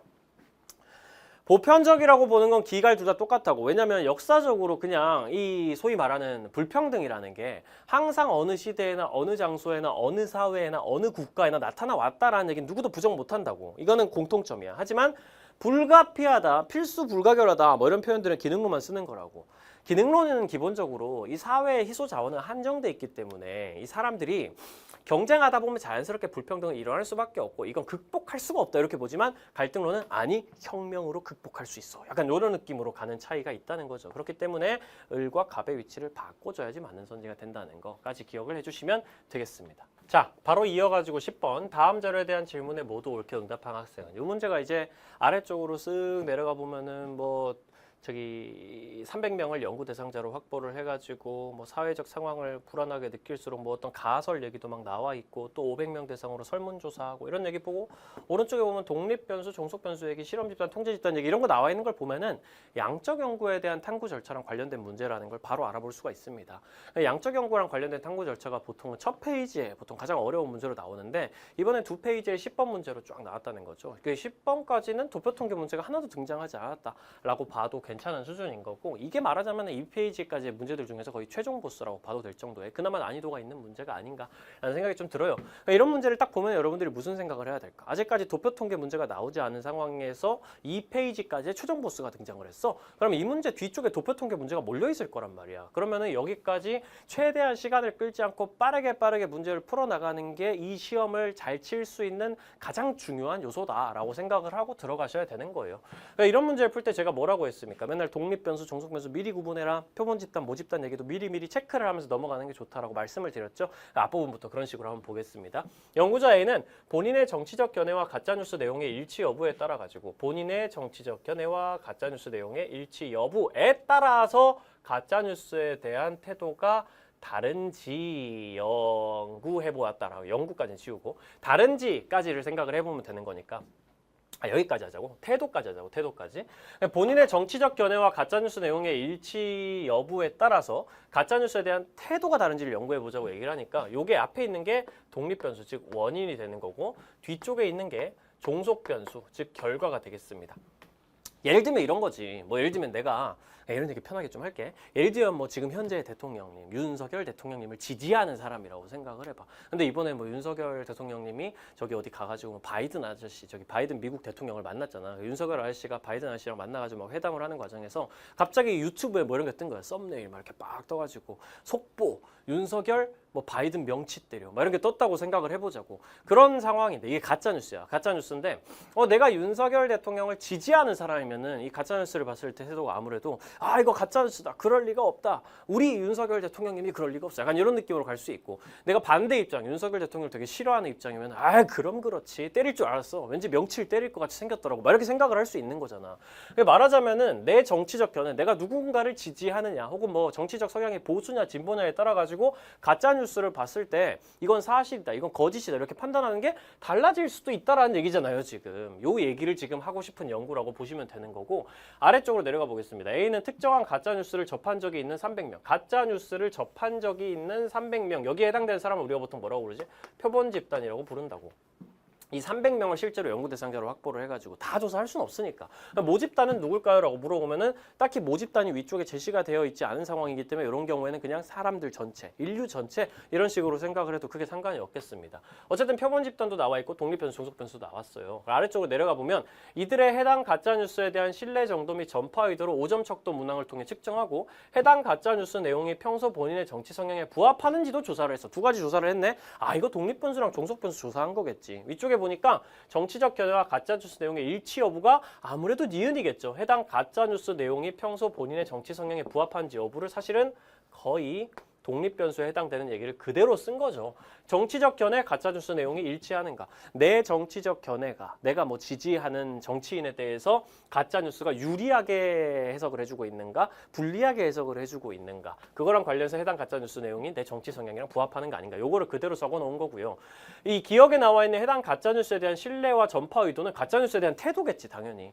가짜뉴스에 대한 태도가 어떻게 되는가. 이거 괜찮네. 나는 이거 신뢰해. 혹은 전파할 생각도 있어. 다른 사람들한테. 이런 태도를 얘기하는 거기 때문에 이걸 심지어 5점 척도 문항을 통해서 측정까지 했다고 지금 돼 있으니까 이런 경우에는 이제 개념의 조작적 정의가 됐다라고까지 볼 수 있는 거지. 이 종속변수에 대한 개념의 조작적 정의가 기억에 들어갔다 이렇게 보면 되는 거겠죠. 그러면 첫 번째 손질 바로 풀 수 있습니다.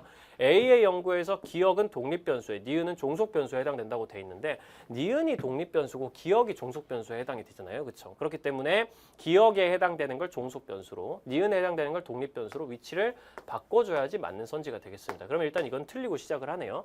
또한 니은 해당 가짜뉴스 내용이 뭐 조사에서 양자가 부합하는 집단 1과 부합하지 않는 집단 2로 연구 대상자를 구분하고 두 집단을 비교를 해봤어.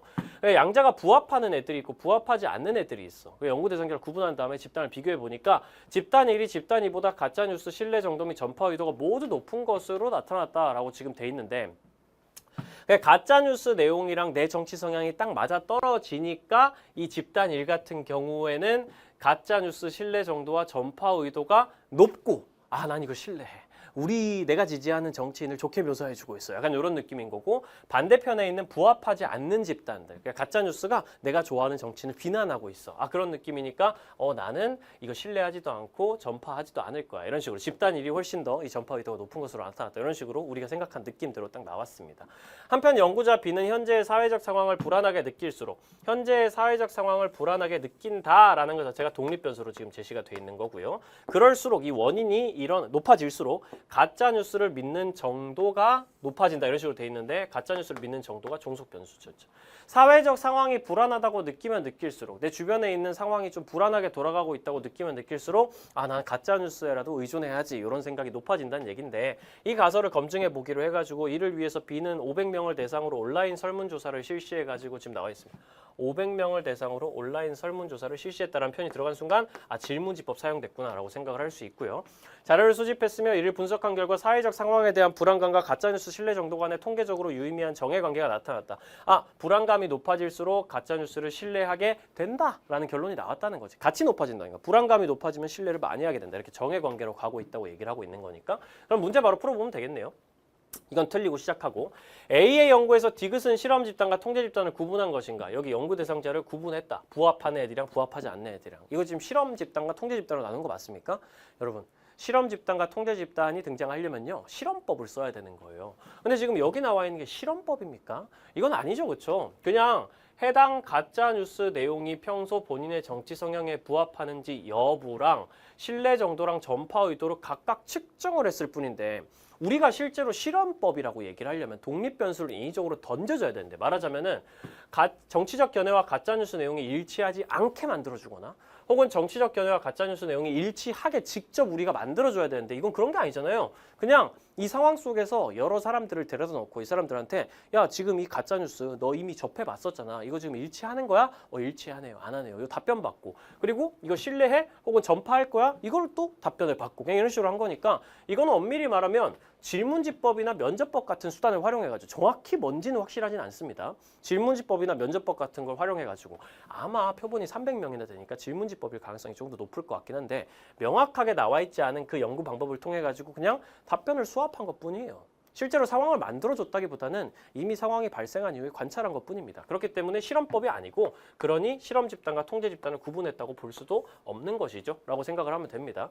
리을은 B가 수집한 1차 자료인가? 라고 지금 돼 있는데 리을에 나와 있는 자료라는 건 1차 자료가 맞나요? 질문지법을 활용해가지고 자료를 수집한 거잖아. 내가 직접 이번 연구를 위해 가지고 스스로 수집한 자료잖아. 그러면 B가 수집한 1차 자료가 맞지. 미음에 의해 B의 가설은 기각되는가라고 했는데 수용됐지. 왜? B 같은 경우에는 사회적 상황을 불안하게 느낄수록 가짜뉴스를 믿는다 이렇게 했단 말이야. 근데 연구를 실제로 해보니까 불안감이 높아지면은 가짜뉴스를 신뢰하게 된다. 말하자면 정해관계가 나타났다고 결론이 났기 때문에 지금 이 가설이 맞다는 결론이 지금 나온 거잖아요. 그렇기 때문에 가설은 기각된 게 아니라 수용됐다라고 보는 게 맞죠. 그럼 XXOX가 돼야 되기 때문에 을의 내용이 정답이 되는 거. 그래서 정답은 2번이 된다라는 겁니다. 바로 다음 문제 11번으로 넘어가 봅니다. 11번으로 가니까 이제 첫 번째로 도표 통계 문제가 등장을 했습니다. 다음 자료에 대한 분석으로 옳은 것은 이라고 지금 얘기가 나와 있는데 이 도표 통계 문제 같은 경우에는 원래 자주 나오던 그런 문제랑은 유형이 조금 다르긴 했었어요. 이게 말하자면 계층 이동 문제에 해당이 되는데 여러분들이 이걸 보면서 충분히 혼란스러울 수 있었다고 생각을 합니다. 근데 앞으로 이런 원리를 활용한 문제가 나올 수도 있으니까 저랑 같이 한번 깔끔하게 정리를 하고 이렇게 푸는 거였구나 라는 생각만 하고 넘어가도 괜찮을 것 같아요. 각국의 부모 세대와 자녀 세대의 계층별 비율을 비교한 결과를 나타낸다. 상중하 비율을 얘기하고 있다. 부모 세대에서 중층 비율은 30%, 이거 중요하죠. 자녀 세대에서 상층 비율은 10% 이런 것도 되게 중요합니다. 모든 부모의 자녀가 한 명이라는 거는 원래 계층 이동을 할 때 부모 한 명에 막 자녀 10명씩 막 있고 그러면 계층 이동 표가 무너지기 때문에 일반적으로 쓰는 표현이고요. 9번 부모 세대에서 해당 계층 비율, 자녀 세대에서 해당 계층 비율 이런 식으로 비율들이 각각 나와 있는데 일단 너무 복잡하게 생각하지 말고 요거 한번 만들어 보자고. 어차피 부모랑 자녀의 계층 비율을 구해야지 문제가 풀릴 거 아니야. 그러면은 이렇게 하자고 그냥. 부모의 계층 비율, 자녀의 계층 비율, 상, 중, 하 이런 식으로 잡아가지고 부모 세대에서 중층 비율 몇 프로? 30%라고 지금 돼 있어요. 자녀 세대에서 상층 비율 몇 프로? 10%라고 지금 돼 있어요. 이거 적고 시작하자고. 적고 나서 이제 하나씩 풀어 나가는 거지. 부모 세대에서 해당 계층 비율 대 자녀 세대에서 해당 계층 비율이 상층은 모르겠고 중층은 5대 9라고 적혀 있습니다. 근데 부모는 이미 나와 있잖아. 지금 30%라고. 그럼 여기서 이렇게 생각을 하면 되겠지. 아, 부모 세대에서 중층의 비율이 5라고 치면은 자녀 세대에서 중층의 비율은 9다. 이렇게 5대 9로 바꿔주면 되잖아. 그냥 32 비율 5를 가진다면 비율 9는 몇이에요? 30 나누기 5 한 다음에 곱하기 9 해주면 어떻게 됩니까? 30 나누기 5는 6, 6 곱하기 9는 54, 69, 54 이렇게 되기 때문에 이런 식으로 가는 거죠. 아, 54%가 되겠구나. 자녀 세대의 중층은. 그렇게 되면은 자녀 세대 뭐가 나와? 하층이 바로 나온단 말이야. 어떻게 나와? 10%, 54%, 하층까지 더하면 몇 프로 나와야 돼요? 전체 100%란 말이에요, 어차피. 그렇게 되면은 여기 더하면 64%이기 때문에 합쳐서 100% 되게 만들어지려면 여기 36%가 들어가야 된다는 걸 바로 알 수 있고, 그걸 가지고 이 하층 비율을 가지고 자녀의 하층도 구할 수 있는 거죠. 이렇게 넘어가고 이렇게 구한 다음에 이쪽으로 넘어가고 이런 식으로 가는 거지. 자녀 세대 하층, 자녀 세대, 부모 세대 하층의 계층 비율이 5라고 치면은 자녀 세대 하층의 계층 비율은 3이랍니다. 그러면 36을 3으로 나눠주면 12 곱하기 5 하면은 아, 부모 세대 하층은 60%구나 라는 것까지도 쉽게 구할 수가 있죠. 그렇게 하고 나면은 합치면 90%이기 때문에 더해서 100% 되게 만들어주려면 부모 세대 상층도 10%여야 된다라는 것까지도. 그렇게까지 어렵지 않지 않습니까? 어렵지 않지 않습니까? 이렇게까지 한 다음에 이제 문제를 풀어보면 되는 거지. 1번 기억은 2분의 1이다 라고 지금 돼 있는데 1대 2다. 부모 세대랑 자녀 세대 상층 비율이 1대 2가 맞아? 1대 1이지 지금. 그러니까 1대 2가 아니라 1대 1로 바꿔줘야 된다. 바로 바꿔줘야 되고. 2번 자녀 세대에서 중층 비율은 하층 비율의 3배이다. 자녀 세대에서 중층 비율은 하층 비율의 3배는 아닌데 전혀. 54가 어떻게 36의 3배야. 전혀 상관없다 라고 보시면 되는 거고, 정확히 말하면 뭐 이런 식으로 부모 세대에서 중층이 상층의 3배다 이런 얘기를 해야 되는 거지. 3번 부모 세대에서 상층 비율은 자녀 세대에서 하층 비율보다 높다. 부모 세대에서 상층 비율은 10%, 자녀 세대에서 하층 비율은 36%. 낮지, 높은 게 아니라. 4번 자녀 세대 중층에서는 세대 간 상승 이동을 한 사람이 세대 간 하강 이동을 한 사람보다 많다. 요게 좀 어려운 선지였는데 이거 그렇게 어려운 선지 아닙니다. 여러분들이 어렵다고 느꼈을 수 있지만 지금부터 제가 하는 말 잘 들어보세요. 봐봐. 자녀 세대 중층에서는 세대 간 상승 이동을 한 사람이, 그 자녀 세대 중층 얘네들 얘기하는 거예요. 얘들. 자녀 세대 중층에서는 이 54%에 해당되는 얘네들 중에서는 세대 간 상승 이동, 그러니까 세대 간 상승 이동, 부모보다 자녀가 계층이 높아져 가지고 이 중층이 된 사람이 세대 간 하강 이동, 부모보다 자녀 계층이 낮아져 가지고 이 계층이 된 애들보다 더 많다 이렇게 돼 있잖아. 그러면 어차피 자녀 세대 중층에서 세대 간 상승 이동 하려면 부모 세대가 뭐여야 돼? 무조건 부모 세대가 하층이어야 상승 이동을 할 수 있어요. 이렇게 돼야 된다는 거죠. 이렇게. 그러면 세대 간 하강 이동을 하는 애들은 어디 있냐? 자녀 세대 중층 중에서. 부모가 자녀보다 계층이 높을 때, 부모 계층 높았는데 자녀 계층 떨어져야지 하강 이동이잖아. 그러면은 여기서 이렇게 온 애들이 하강 이동이겠지. 그치? 그러면 상승 이동이랑 하강 이동의 위치는 정해졌어. 그러면 여기 나오는 상승 이동을 한 얘네가 하강 이동을 한 얘네보다 무조건 더 많냐를 지금 물어보고 있는 건데, 그거에 대해서 체크를만 해보면 되는 거예요. 이런 문제 풀 때 있잖아요. 엄밀히 말하면 사실 여기서 여기로 온 애랑 여기서 여기로 온 애를 정확하게 알 수는 없어. 예를 들면 여기서 뭐 10%가 왔을 수도 있고 20%가 왔을 수도 있고 상황에 따라 조금씩 달라질 수 있는 거기 때문에, 다시 말하면 범위가 나온단 말이야 원래는. 그런 경우에 제가 항상 도표통계 문제에서 강조하는 거지만 이렇게 범위가 나오는 값 두 개를 비교하는 상황에서는 무조건 이렇게 하셔야 됩니다. 최대값과 최소값을 구하는 거예요. 보세요. 세대 간 상승 이동을 한 사람이 세대 간 하강 이동을 한 사람보다 많다라고 했잖아. 그럼 이쪽이 많다는 거잖아, 지금. 그러면 얘네는 최소값을 구할 거야. 최대한 낮춰줄 거야. 그리고 얘네는 더 적다고 한 쪽은 최대값을 구할 거야. 그래서 얘는 최대한 크게 만들고 얘는 최대한 작게 만든 다음에 그래도 얘가 얘보다 크면은 이 선지 무조건 맞는 겁니다. 그렇잖아요? 이런 식으로 생각하는 게 맞아, 항상. 한쪽이 한쪽보다 많다고 그러잖아? 그러면 많다고 주장하는 쪽을 최대한 낮추고 적다고 주장하는 쪽을 최대한 올려본 다음에, 만약에 적다고 주장하는 쪽이 최대로 올려봤더니 많다고 주장했던 쪽보다 더 초과가 돼버렸다? 그러면 이 선지는 틀린 거야. 예외가 발생할 수 있다는 거니까. 하지만 이걸 최소값으로 이걸 최대값으로 만들었는데도 이 선지가 성립하면 이건 그냥 맞는 선지인 거죠. 그걸 한번 해보자고, 지금부터. 봐봐.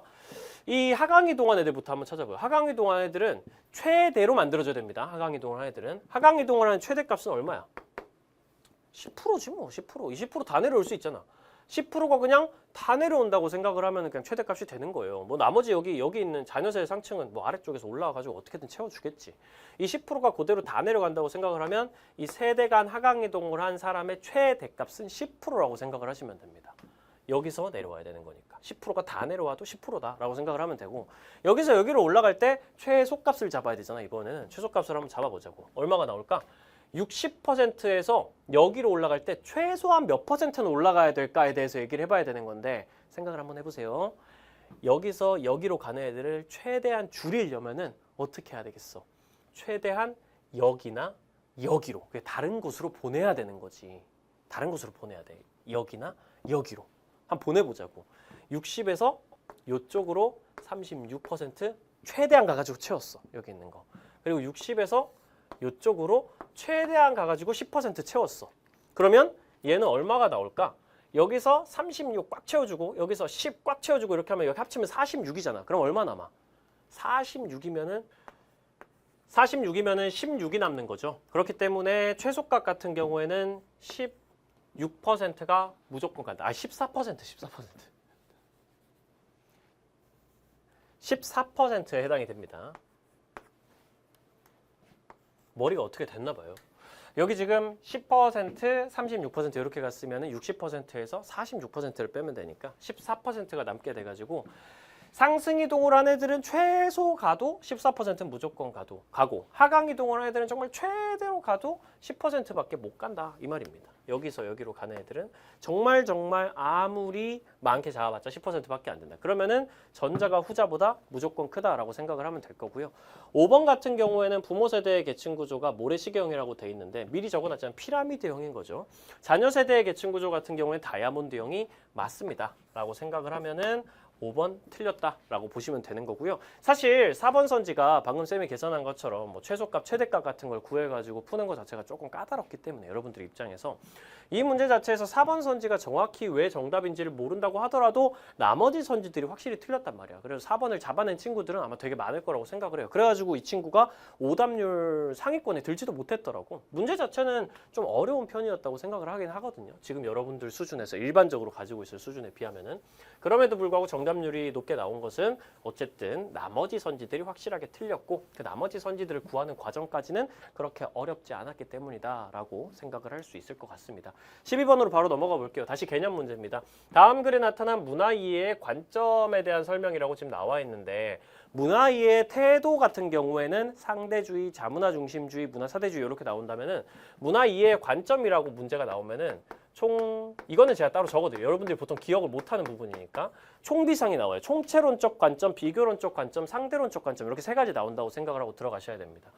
A국에는 마스크 착용을 기피하는 문화가 나타나는데, 이러한 문화에는 마스크를 쓴 사람을 전염병 환자나 수상한 사람으로 여기는 구성원들의 인식, 마스크 착용을 기피하는 문화가 있어. 마스크 쓰는 걸 별로 안 좋아하는 문화가 있는데 이게 사람들의 인식이랑도 관련이 있고 환경적 요인이랑도 반영이 돼 있고, 마스크를 파는 곳이 저거 마스크를 구하기가 어려운 사회적 요인이랑도 관련이 있어. 다시 말하면 관련이 다 깊어. 다른 사회적인 문화적 요소들이랑 관련이 있다라는 거죠. 이런 경우에는 우리가 일반적으로 알고 있는 총체론적 관점이랑 연결이 돼 있는 거죠. 여러 가지 사회적 요소들이 다른 사회적 요소들이랑 하나로 합쳐진 총체적인 문화를 구성한다. 그렇기 때문에 하나가 바뀌면 다른 하나도 바뀌게 되는 것이고, 어떤 문화가 만들어질 때에도 다른 문화적 요소들이랑 이 사회적으로 관련이 돼 있다. 예를 들어서 뭐 우리나라 같은 데도 존댓말 문화라는 게 일반적으로 우리의 언어 습관에 들어가 있는 것은 우리나라의 유교적 전통이 영향을 미치고 있다. 이런 식으로 보통 표현을 하는 거. 그런 게 이제 총체론적 관점이랑 관련이 있죠. 이거 가지고 많은 친구들이 저한테 총체론적 관점이랑 상대론적 관점을 어떻게 구분하나요? 이런 얘기를 되게 많이 하는데, 사실은 총체론적 관점은 다른 문화 요소랑 비교를 해가지고 이게 어떤 영향을 가지고 왔는지 이런 것들을 얘기할 때 보통 쓰이는 거고요. 상대론적 관점 같은 경우에는 그냥 이 문화가 있는데 이 문화가 만들어진 이유는 요거야. 그냥 이런 식으로 딱 하나 찝어주는 경우에 보통 상대론적 관점이라고 표현을 합니다. 1번 타문화와 문화적 마찰을 초래할 우려가 있다라는 거는 자문화 중심주의에 보통 해당이 되는데, 요거랑 전혀 상관이 없고요. 문화 이해 태도랑 관련된 문제니까. 자문화를 기준으로 타문화를 평가하고자 하는데 이것도 자문화 중심주의 얘기하는 거고, 자문화 중심주의 둘 다 자문화 중심주의에 해당되는 얘기고 그 문화 이해의 태도야. 문화 이해의 관점이 아니라 지금 요선지들은 서로 다른 문화 간의 공통점과 차이점을 파악하려고 하는 거는 비교론적 관점에 해당이 되고요. 타문화를 우월한 것으로 여고 자문화를 열등한 것으로 보는 거는 사대주의적 관점에 해당이 되기 때문에 다 탈락입니다. 5번 문화 요소를 다른 요소나 전체와 관련지어 파악하는 게 X가 아니라 이게 이제 총체론적 관점이기 때문에 5번이 정답이 되게 된다라는 거. 이것도 무난하게 풀 수 있었습니다. 이거는 너 문화 이해의 관점이란 표현이 나오면 총체론, 비교론, 상대론으로 풀어야 되는 거 알아? 뭐 이 정도만 물어보는 문제였기 때문에 이것만 기억을 잘 하고 있었으면 무난하게 풀었을 거예요. 다만 여러분들이 총체론, 비교론, 상대론 공부를 이 시점에 보통 거의 하지 않기 때문에 문제로도 그렇게 많이 나오지 않은 맥락이기 때문에 좀 헷갈렸을 수는 있을 것 같아요. 13번. 다음 대화에 A에서 C에 대한 설명으로 옳은 것은? 아니 이거를 꽤 많이 틀렸더라고. 이게 오답률 3이던데 저는 약간 좀 그래요. 솔직히 말하면. 이게 왜냐면은 막 한 사람 틀리게 만들어 놓은 것도 아니고 세 사람 모두 옳다라고 분명히 교사가 설명까지 했거든요.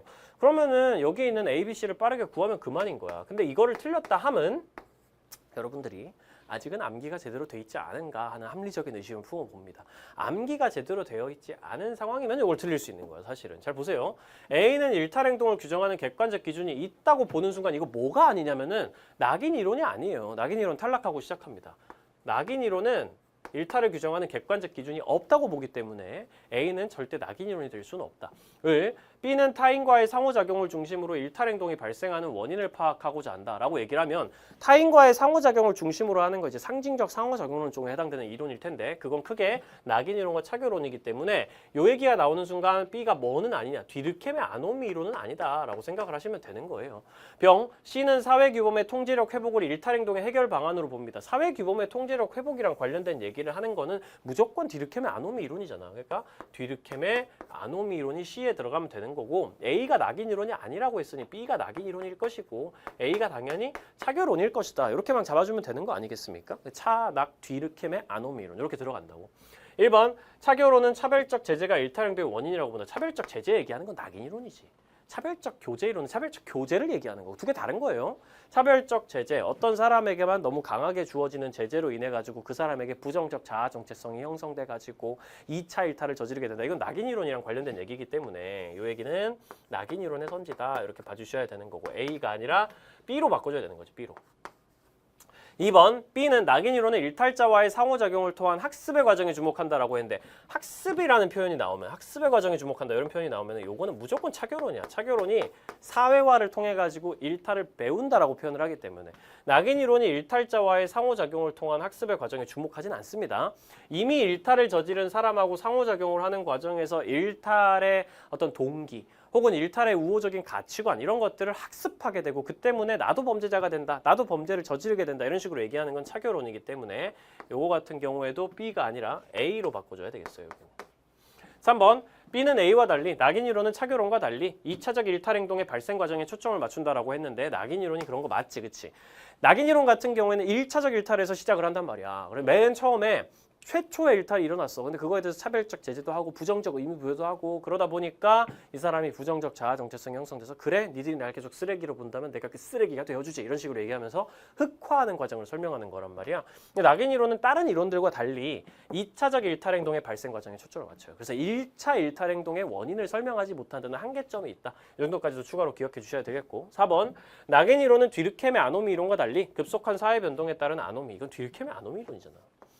사회가 급격하게 바뀌면서 지배적 가치가 무너져 버려가지고 그것 때문에 아노미 상태에 처하게 된다는 건 뒤르켐의 아노미 이론의 전형적인 표현이기 때문에 틀렸고 위치 바꿔줘야 되고 5번 뒤르켐의 아노미 이론은 차별적 교제 이론과 달리 일탈자와의 접촉처다. 일탈자랑 만나지 마. 이런 식으로 해야 해결할 수 있다고 보는 건 차교론이죠. 그러니까 금묵자흑 나쁜 놈 만나가지고 나쁜 짓을 배웠으니까 나쁜 놈이랑 떨어져라 이렇게 얘기하는 건 차별적 교제 이론에 해당이 돼가지고 5번도 틀리게 되고 3번이 정답이 되는 겁니다. 이게 오답률이 왜 이렇게 많이 나온 건지 저는 개인적으로는 좀 잘 모르겠어요. 이번 문제가 전반적으로 쉬워가지고 그래가지고 이 문제가 약간 오답률이 좀 높은 위치에 있는 것 같기도 하고 어쨌든 그냥 고3들만 대상으로 시험을 치렀는데 1등급 커트라인이 45점이 나온다는 거는 꽤 쉬운 시험이었다는 뜻이거든. 그래가지고 그나마 남은 애들 중에서 조금이라도 헷갈릴 여지가 있는 막 이제 앞에서 별로 의미 없는 조건들을 이렇게 가불이 주다 보니까 그것 때문에 여러분들이 헷갈리지 않았을까라는 생각을 좀 하고는 있습니다. 어쨌든 답은 3번이었어요. 14번 넘어갑니다. 이게 좀 그래. 이게 사회복지제도 관련 문제를 도표통계 문제로 내지 않고 이렇게 개념 문제로만 내버리는 게 저는 좀 그래요. 이게 말이 안 되거든. 6월 평가원에서 이런 식으로 나올 리가 없을 것 같거든요. 제 생각에는. 근데 이거 개념 문제로 그냥 내버렸어요. A, B는 각각 공공부조 사회보험 중에 하나로. 갑이 혜택을 받고 있는 제도가 A고 을이 혜택을 받고 있는 제도가 B다.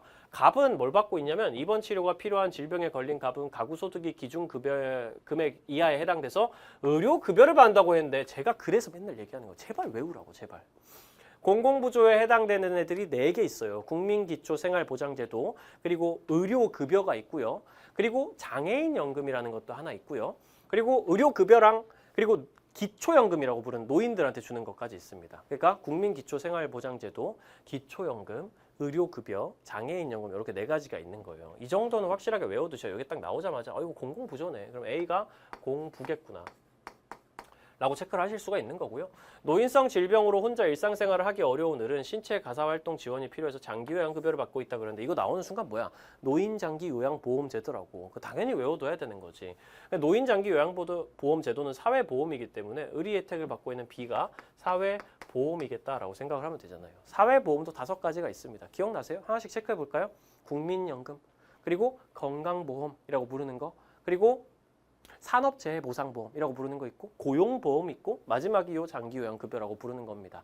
그런 것들 사회보험에 해당되는 5가지, 공공부조에 해당되는 4가지 정도는 확실히 외워두시라는 거예요.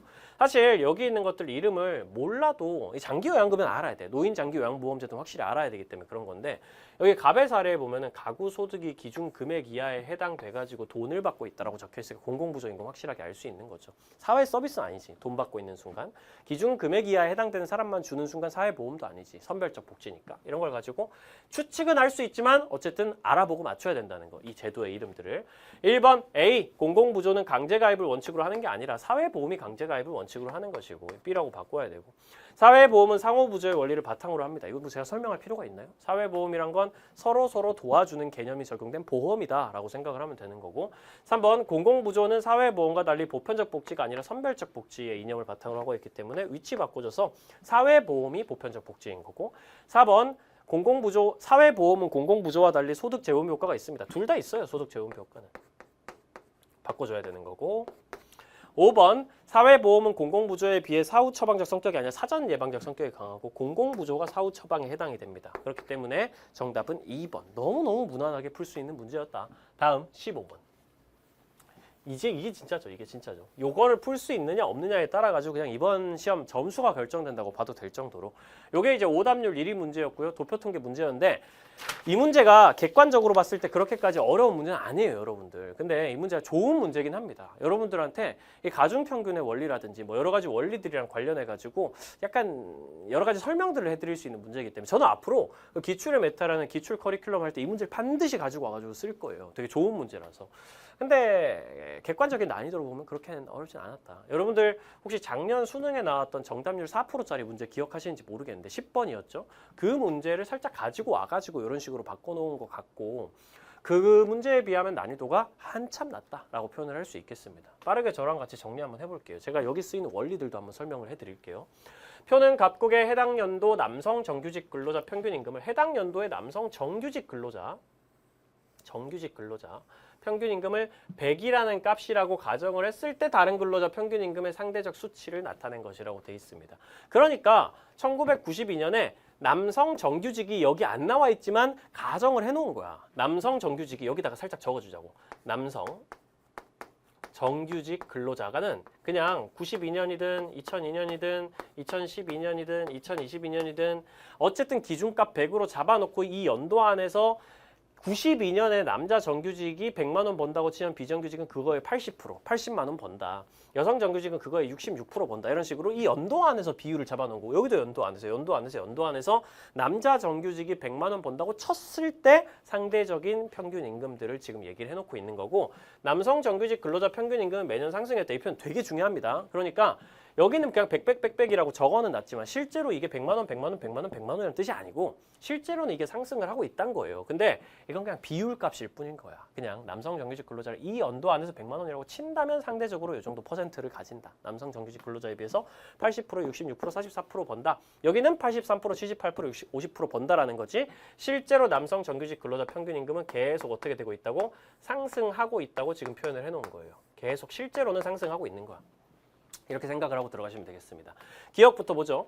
여성 비정규직 근로자 평균 임금 대비 여성 정규직 근로자 평균 임금의 비는 2002년이 1992년보다 크다. 2002년이랑 1992년이랑 뭐만 하면 돼? 여자 비정규직 평균 임금 분의 여자 정규직 근로자 평균 임금 그냥 하면 된단 말이야. 비정규직 분의 정규직 하면 된다고. 그러면 이거를 뭐 우리가 따로 막 2002년, 1992년 그려야 되나? 그럴 필요가 없지. 여성 비정규직 분의 여성 정규직인데 그냥 이렇게 하면 되지. 이렇게 하면 되잖아. 그냥 이렇게. 이렇게 해가지고 그냥 44분의 66이랑 50분의 78이랑 비교만 하면 되는 거잖아요. 여러분 이거 어떻게 구했습니까? 이거 막 일일이 설마 이거 한 건 아니지? 44분의 66이 얼마인지를 계산하기 위해 가지고 66을 44로 나눠가지고 막 뭐 1 이렇게 해가지고 44 해가지고 막 이렇게 간 건 아니죠? 이거는 그냥 대충 감으로 딱 파악해도 되잖아. 44의 절반이 얼마야? 22란 말이야. 이 절반을 더하면 바로 66이 되잖아. 그럼 이거 얼마예요? 1.5예요. 1.5 이게. 2분의 3이란 말이야. 그러면 이게 1.5고 얘네 1.5를 넘어 안 넘어? 이것만 생각하면 되는 거잖아.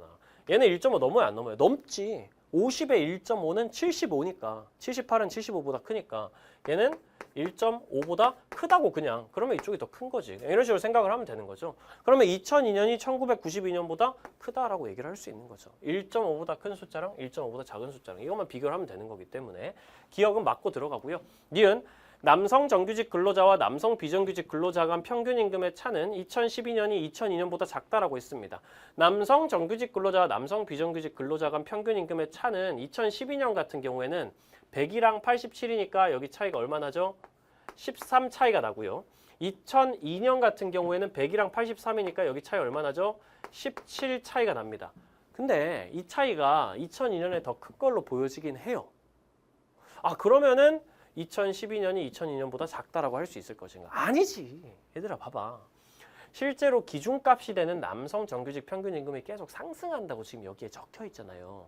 그러면 여기는 17로 표시되어 있고 13으로 표시되어 있지만 사실 이 100이랑 이 100이라는 숫자는 같은 게 아니듯이 17이랑 13이라는 숫자도 그냥 단순 비교를 하면 안 된다고. 상황을 한번 가정을 해볼까? 여러분 이거 보세요. 이게 남성 정규직 평균 임금이 여기 100만 원이라고 가정이 돼 있으니까 그냥 이게 17만 원으로 나오는 거지. 이게 1000만 원일 수도 있고 1억일 수도 있고 10억일 수도 있고 상황에 따라 다 다를 수 있어. 근데 여기서 여기로 갈 때 상승했잖아. 예를 들면 보세요.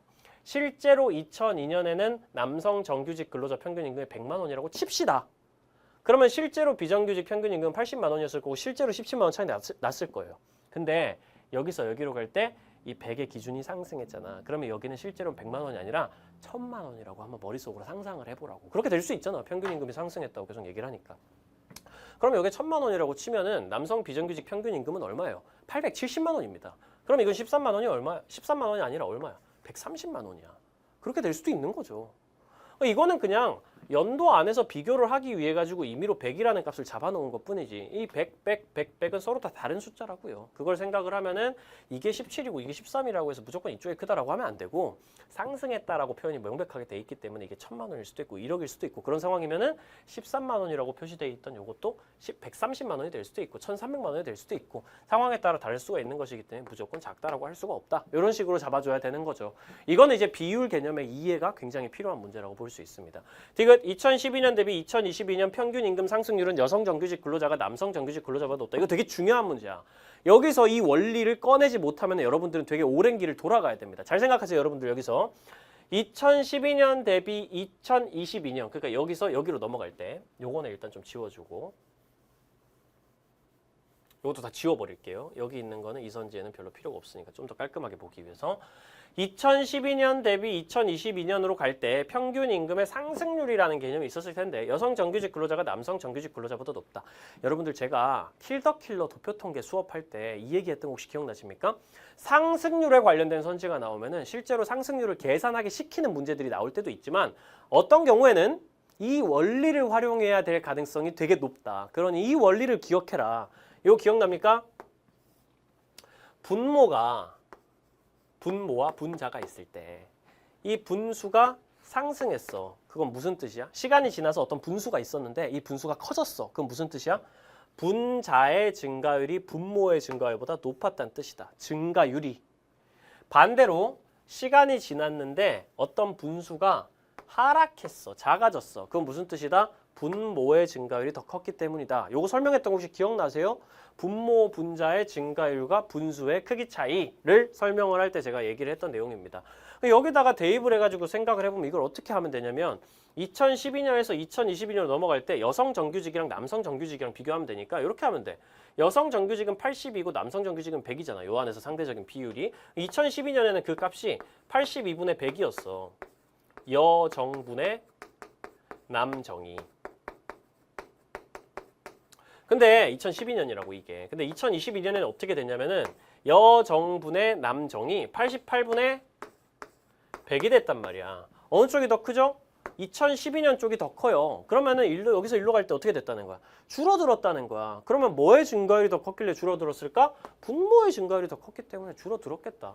아, 분모의 증가율이 여기서 여기로 갈 때 분모의 증가율이 분자의 증가율보다 더 컸기 때문에 이 분수가 작아졌겠다라고 생각을 해야 되는 거죠. 증가율은 분모가 더 컸을 것이다. 이거 아시겠어요? 요걸 이해하시는 게 되게 중요합니다. 요 말이 헷갈리거나 처음 듣는 말입니다, 선생님. 이런 생각이 든다면요. 도표통계 킬더킬러 무조건 들으러 가세요. 거기서 제가 자세하게 설명드리니까. 거기서 분모, 분자, 비율의 관계 요거 체크하시면 됩니다. 원리들 중에서. 평균 임금 상승률은 여성 정규직 근로자가 당연히 더 높은 거죠. 그러니까 분모의 증가율이 더 높았다. 여성 정규직 근로자의 평균 임금의 상승률이 더 높았다라고 체크를 해주시면은 이 원리를 통해서 무난하게 풀 수 있습니다.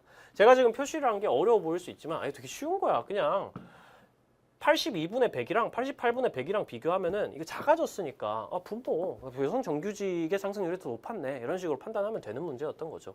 리을 2022년에는 1992년과 달리 여성 비정규직 근로자 평균 임금은 전체 비정규직 근로자 평균 임금의 50%를 넘다라고 했는데 이것도 꽤 중요한 문제입니다. 이거는 가중평균이랑 관련된 문제라고 생각을 하시면 돼요.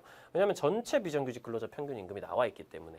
2022년이랑 1992년이랑 여성 비정규직 근로자 평균 임금은 어떻게 표현이 돼 있냐면은 1992년에 여성 비정규직 근로자 평균 임금이 44만 원 이런 식으로 지금 돼 있고요. 2022년 같은 경우에 여성 비정규직 근로자 평균 임금이 69만 원 이런 식으로 지금 돼 있습니다. 그리고 하나 더 비교를 해야 되는 게 전체 비정규직 근로자 평균 임금이에요. 여기다가 정리를 한 번만 해보겠습니다. 이거 실제로 어려운 거 하나도 아니에요. 실제로는 이런 식으로 지금 제가 정리할 것처럼 막 표로 그릴 필요도 없습니다. 이거 머리로 빠르게 계산하면 끝나는 거긴 한데 확실하게 설명을 해드리기 위해서 설명을 해드리면 92년이랑 2022년이 있단 말이야. 그래서 지금 여성 비정규직 평균 임금은 여비 이렇게 적을게. 여성 비정규직 평균 임금은 각각 44만 원이랑 여기 남성 정규직 평균 임금을 100으로 가정했을 때 44만 원이랑 여기도 100만 원이라고 치면은 69만 원 이런 식으로 지금 나와 있는 거란 말이지. 그럼 우리가 알아야 되는 건 전체 비정규직 근로자 평균 임금이란 말이죠. 전체 비정규직 근로자 평균 임금은 얼마냐라고 물어보면은 가중평균의 원리 기억나세요? 지금 여성 비정규직이 있고 남성 비정규직이 있는 상황이잖아. 근데 이 상황에서 남성 비정규직은 80만 원이고 여성 비정규직은 44만 원이고 남자 정규직을 100만 원이라고 가정을 했을 때 말이지. 그러면 전체 비정규직의 평균 임금은 범위가 어떻게 나옵니까? 80만 원에서 44만 원 사이야 무조건. 44만 원보다 무조건 더 커야 되고 80만 원보다는 무조건 더 적어야 된단 말이야. 이게 가중평균의 원리예요 그냥. 남자 비정규직 평균 임금이 있어. 여자 비정규직 평균 임금이 있어. 가중평균의 원리가 성립해. 그런 상황에서는 전체 비정규직 평균 임금은 무조건 80만 원과 44만 원 사이로 무조건 나온다. 어차피 비정규직은 남자 아니면 여자밖에 없으니까. 요걸 생각하셔야 되고 제가 지금 하는 얘기가 이해가 안 가시면은 요것도 킬더킬러 들으셔야 됩니다. 반드시. 그래서 가중평균의 원리 파트로 가셔가지고 제가 무슨 얘기를 하는지 꼼꼼하게 들으세요. 이 비정규직의 분수, 이 비정규직도 결국은 평균 임금이 분수라고 할 수 있는데 남자 비정규직이 번 총합 임금을 남자 비정규직 숫자로 나눈 거고 여자 비정규직이 번 총합 임금을 여자 비정규직 숫자로 나눈 거고 그러면 여기 분모 남자 비정규직 여자 비정규직 더하면 전체 비정규직이 되고 남자 비정규직 총임금 여자 비정규직 총임금 분자 더하면 전체 총임금이 된다. 그러니까 전체 총임금은 비정규직의 총임금은 요 사이로 가중평균의 원리가 성립한다면 무조건 요 사이로 나온다. 이 얘기를 이해를 하셔야 되는 겁니다. 그럼 무조건 44에서 80 사이로 나온다는 거예요. 이렇게 표현하기 좀 그러니까 그냥 44에서 80 이렇게 표시할게요. 44보단 크고 80보단 더 작다 이런 식으로 표시가 되는 거라고요. 그러면은 여자 비정규직 평균 임금이 전체 비정규직 근로자 평균 임금의 절반을 50%를 넘겠습니까? 안 넘겠습니까? 당연히 넘지. 이거 절반이 안 넘으려면은 이게 전체 비정규직 평균 임금이 88만 원 이상은 돼야 되는 거거든. 근데 80만 원이면 어때? 절반 해봤자 40만 원밖에 안 되잖아. 얘가 무조건 더 큰 거지. 이렇게 생각을 하면 되는 거고요. 2022년도 똑같은 방식으로 여자 비정규직 69, 남자 비정규직 83이기 때문에 이번에는 69에서 83 사이로 무조건 나오게 됩니다. 여자 비정규직이랑 남자 비정규직의 범위가요. 그러면은 이게 전체 비정규직의 평균 임금의 범위예요. 69보다는 크고 83만 원보다는 작아야 되는 거죠. 그러면 이게 절반 넘겠어요? 안 넘겠어요? 무조건 또 절반 넘지. 83만 원의 절반이라고 해봤자 한 41.5만 원밖에 안 되는데 이거 절반 훌쩍 넘잖아요. 그렇기 때문에 둘 다 같이 둘 다 여성 비정규직 근로자 평균 임금이 근로자 전체 평균 임금 그 전체 비정규직 근로자 평균 임금, 전체 비정규직 근로자 평균 임금의 절반보다는 더 크다. 이런 식으로 선지가 나오는 거기 때문에 리을 선지가 틀려서 정답은 2번. 이런 식으로 문제를 풀 수 있는 겁니다. 지금 기역, 니은 선지는 그렇다 쳐도 디귿, 리을 선지에 나와 있는 얘기, 사실 니은 선지도 되게 중요해. 니은, 디귿, 리을 선지에 나와 있는 얘기들이 전반적으로 여러분들이 지금 도표 통계를 어느 정도까지 이해를 하고 있는가에 대해서 질문을 하고 있는 문제들이기 때문에 이 문제는 되게 중요해요. 이 문제들을 전혀 풀지 못했다면 여러분들 킬더킬러를 들으셔야 됩니다. 도표 통계 원리랑 관련된 수업을 반드시 듣고 오셔야 된다는 얘기를 좀 드릴게요. 뭐 수학적인 어떤 재능이 좀 있는 친구들 같은 경우에는 무난하게 풀었을 수도 있습니다. 근데 그거랑 별개로 이런 부분에서 좀 약한 모습을 보이는 친구들은 이게 무슨 말이야? 대체 뭘 물어보는 거지? 라는 느낌까지 들 수 있거든요. 그런 경우에는 킬더킬러를 듣고 도표 통계 문제들도 저랑 같이 그 커리큘럼에서 풀어보고 계속 익숙해져야지만 문제를 풀 수 있다는 말씀 드립니다. 그리고 바로 뒤로 넘어가서 16번으로 갑니다. 마무리 빠르게 해보죠. 어린 시절 프로 농구 선수가 되고 싶었던 갑은 초등학교에 다니던 때부터 학교 농구부에서 훈련을 해왔다. 이거 딱 봐도 지금 역할과 지위 문제네. 뭐 성취 지위, 사회와 기관, 지위, 역할 갈등 이런 얘기 나와 있는 거 보니까 빠르게 풀 수 있겠죠. 이런 것들을 이제 빠르게 보면서 가자고. 기억, 니은을 선지부터. 기억, 시옷은 모두 갑의 성취 지위에 해당한다. 조심해. 이거 함정이야. 기억, 시옷은 모두 갑의 성취 지위라는 표현이 지금 딱 나와 있잖아. 그러면 그냥 성취 지위면 되는 게 아니라 갑이 실제로 가지고 있는 성취 지위여야 된단 말이죠. 맞아요. 어린 시절 프로 농구 선수가 되고 싶었던 갑이라고 벌써 나와 있잖아요. 이거 갑의 성취 지위겠어? 농구 선수가 실제로 됐단 말이 아래쪽에 있어요? 없어. 뒤에 보면은. 그러면 이게 성취 지위는 맞지. 태어난다고 누구나 프로 농구 선수가 되는 건 아니니까. 성취 지위는 맞지만 갑의 성취 지위냐 하면은 아니잖아요. 지금 보면은. 끝까지 보면 얘가 프로 농구 선수가 실제로 됐다는 얘기가 없단 말이야. 하지만 시옷은 어때?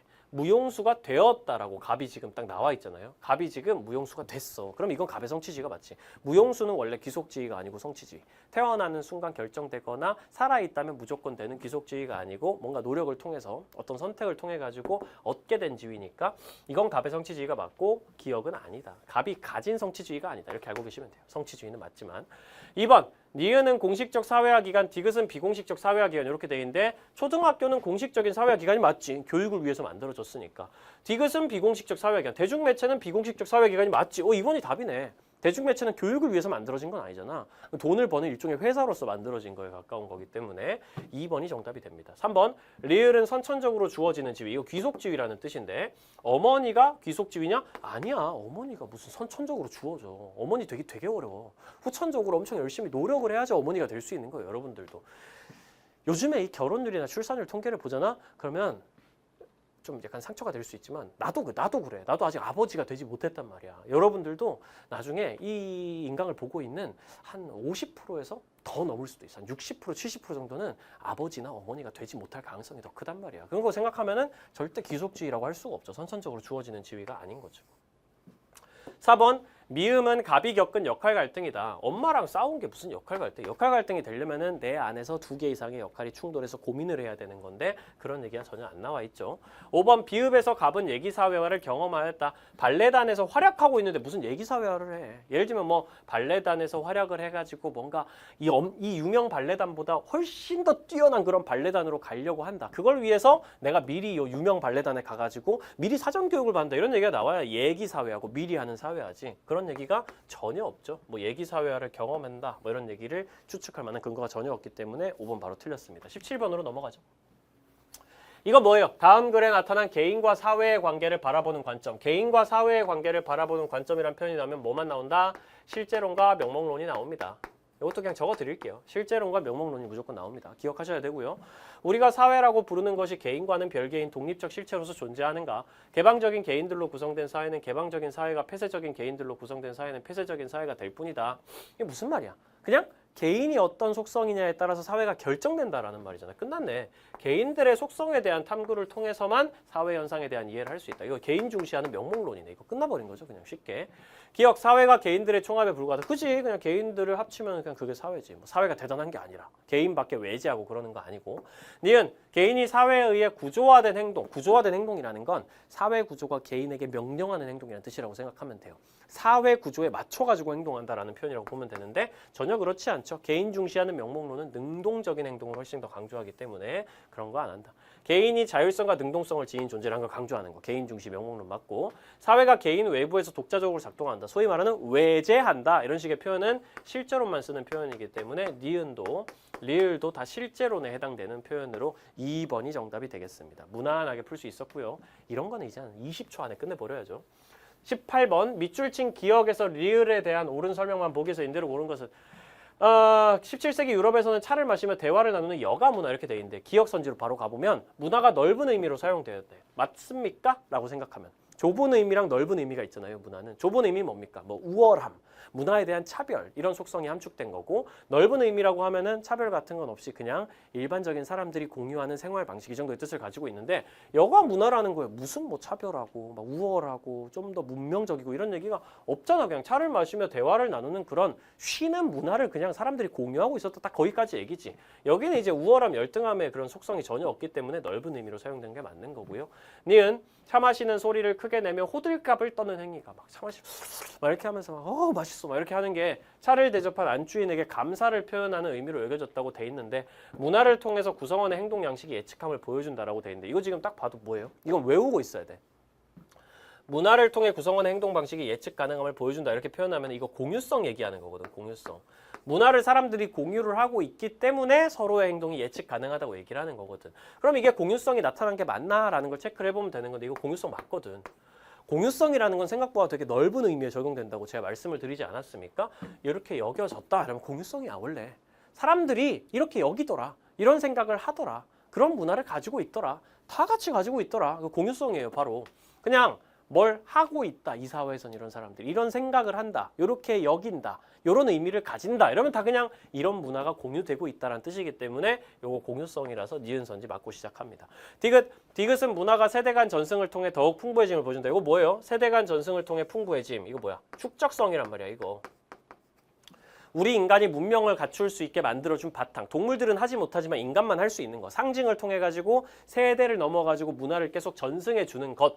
디귿이 맞나? 찻잔의 차를 잔받침에 옮겨 마시는 방식이 통용되었다. 아, 이건 공유성이지. 이거는 그냥 그런 문화를 공유하고 있다는 거지. 이게 무슨 세대 아래로 내려가면서, 이게 뭐 축적성이 되려면 찻잔의 차를 잔받침에 옮겨 마시는 방식이 다음 세대로 넘어가고 꾸준히 이어지는 과정에서 어느 순간 잔받침의 모양이 다양해진다든지, 혹은 찻잔의 차를 잔받침에 이렇게 옮겨 마셨는데 그거를 막 이렇게 해가지고 옮겨 마시기도 하고 막 이렇게 해가지고 막 던져가지고 이렇게 받기도 하고 막 그런 일들이 벌어지면, 문화가 되게 풍부해지고 다양해지면 그런 걸 축적성이라고 그러지, 이런 거는 축적성이 아니다라고 판단을 해주셔야 되는 겁니다. 리을은 문화가 고정된 것이 아니라 변화하는 것임을 보여준다. 이거 변동성이잖아요. 그렇죠? 잔받침의 용도는 차를 옮겨 마시는 것에서 차수저를 놓는 것으로 바뀌었다. 변동성이라고 그냥 판단을 하시면 되죠. 그러면 기억, 니은, 리을이 정답이 되기 때문에 4번이 무난하게 정답으로 찾아집니다. 그리고 19번. 갑을의 연구 사례를 연구윤리 측면에서 평가한 진술로 가장 적절한 것은, 연구자 갑은 논문 작성 과정에서 자기 연구 주제와 관련 있는 다른 연구자의 저서를 살펴보았대요. 근데 신뢰할 만한 내용들을 추려서 논문에 인용했는데 출처를 명시하지 않았대. 다른 사람의 연구 내용을 밝히지 않았대. 이거 보통 우리가 뭐라 그래요? 표절이라고 그러잖아. 표절. 무단도용 이런 식으로 표현을 하잖아. 이런 문제가 있었네요. 딱 봐도 여기만 문제가 있다는 걸 알 수 있습니다. 연구자 을은 정부기관으로부터 정부 정책에 관한 국민인식 조사를 받고 설문조사했는데 해당 기관에 유리한 결과가 나오지가 않으니까 뭔가 문제가 생길 거라고 생각을 한 거지. 이거 뭔가 정부기관에 의뢰를 받아가지고 내가 조사를 하고 있는 건데 뭔가 정부기관의 연구를 반박하는 내용이 나와버렸네. 이거 돈 못 받는 거 아니야? 그래가지고 뭘 했어? 정부 정책에 대해 부정적인 응답을 한 자료를 제외한 후 다시 분석을 실시해서 이런 거 뭐야? 자료를 자의적으로 조작했다 이렇게 표현하는 거예요. 지 멋대로 자료를 바꿔버린 거야. 자기의 이해관계나 여러 가지 때문에. 그러니까 원하는 결과가 나와서 그걸 토대로 보고서를 작성해서 제출했다 그랬어. 이런 거 이제 자의적으로 조작한 거지 자료를. 지 멋대로 조작을 해버린 겁니다. 보통은 이해관계 때문에 일어나는 일이죠. 1번 연구 대상자에게 미칠 불이익을 고려하지 않았다. 이거 표절이랑 이건 다른 거지. 연구 대상자한테 미칠 불이익 그러면 내가 실제로 조사하는 연구 대상자들에게 어떤 부정적인 영향이 갈 수도 있는데 그걸 모른 척했다 이런 뜻인 거고 여기 표절이랑은 다른 거야. 갑은 자신의 연구 결과를 연구 이외의 목적으로 사용했다. 그런 것도 아니지. 남의 연구 결과를 무단으로 가지고 왔을 뿐이지.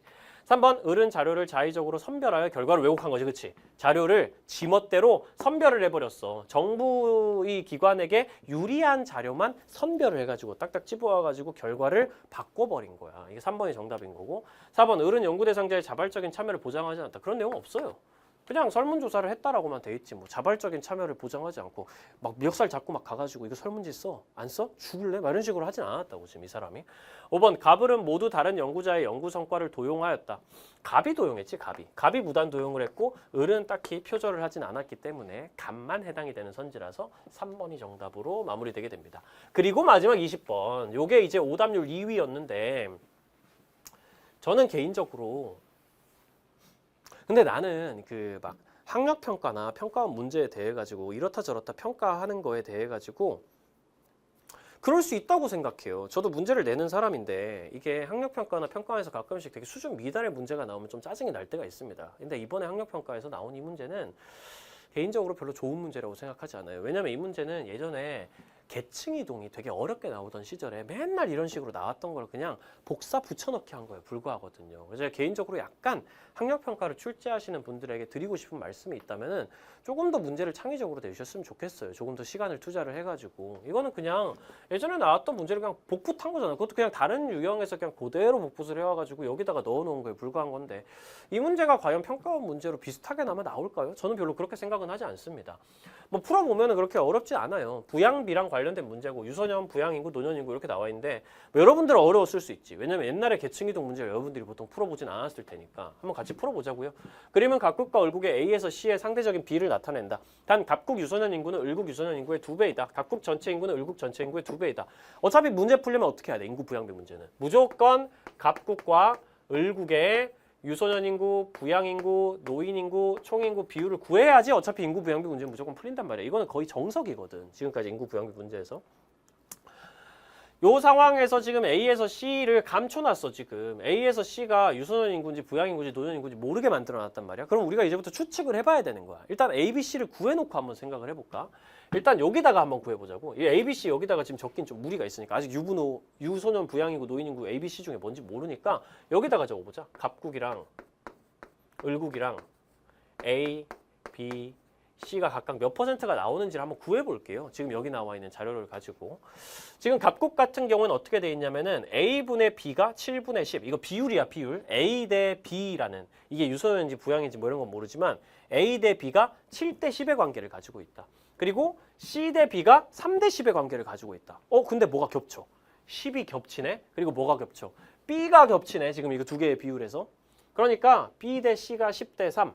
B 대 A가 10대 7 이렇게 돼 있는데 B가 10으로 겹친단 말이에요. 그럼 B라는 10이라는 숫자를 기준으로 해가지고 이 비율들을 연결시킬 수 있잖아. 이 B 같은 경우에는 10대 3이니까 C가 그대로 3이 들어가면 되고 B가 10인 경우에 A는 7이니까 B가 10인 경우에 A는 7이다. 이렇게 해가지고 7대 10대 3이라는 결과를 바로 낼 수가 있는 거죠. 근데 이 상황에서 어차피 다 더하면 몇 프로 나와야 돼? 100% 나와야 돼. 이거 비율들 다 더하면 얼마야? 20이야. 이거 이해됩니까? 이 비율들 다 더하면 20이잖아요. 20. 그럼 100%를 20으로 나누면 얼마죠? 이거 어차피 다 나누면 100% 무조건 나오게 만들어야 돼. 100%를 20으로 나누면 5잖아. 5. 그러니까 비율 1당 5%씩 가져간다고 생각을 하면 되는 거라고. 그러면 어떻게 되는 거야? 35% 곱하기 5 다 해줘가지고 여기는 50%, 여기는 15% 이런 식으로 잡아주면 되는 거잖아요. 그렇죠? 그러면은 A, B, C가 순서대로 35, 50, 15 이런 식으로 퍼센트가 나오게 됩니다.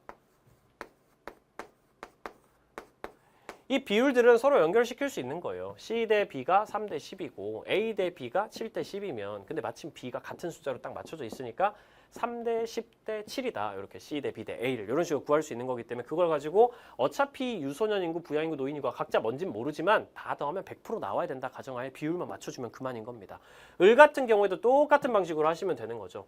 을 같은 경우에는 5분의 12가 있고 4가 있는데 이러면은 B가 4는 1분의 4니까 분수로 바꿔보면은 B가 지금 숫자가 같지가 않잖아. 이게 지금 여기는 1분의 4인데 원래는 1분의 4 4랑 12는 다른 숫자를 어떻게 하면 되겠어?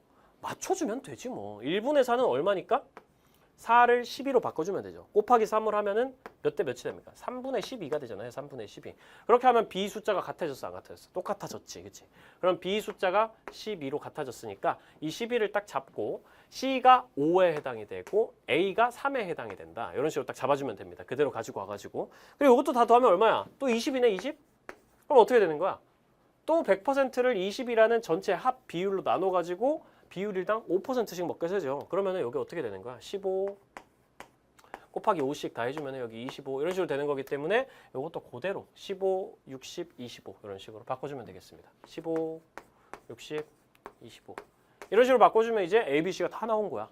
그럼 이런 상황에서 이제 마무리만 해주면 되는 건데 유분호가 뭔지만 알면 되는 건데 여기서 갑국 유소년 인구는 을국 노년 인구의 2배이다라고 지금 돼 있죠. 그리고 갑국 전체 인구는 을국 전체 인구의 2배이다라고도 나와 있습니다.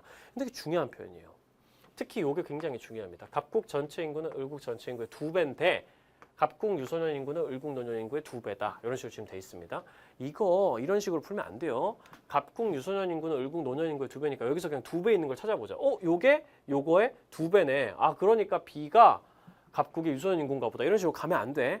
요거부터 먼저 봐야 되는 거예요. 갑국 전체 인구가 을국 전체 인구의 2배라면 지금 어떻게 되는 거냐면 여기 둘 다 총인구를 100%로 가정해놓고 지금 가고 있는 상황이잖아. 근데 실제로는 갑국 전체 인구가 200명이라고 을국에 비해 가지고 2배 더 많은 거라고 이렇게 가정을 하고 들어가야 되는 거죠.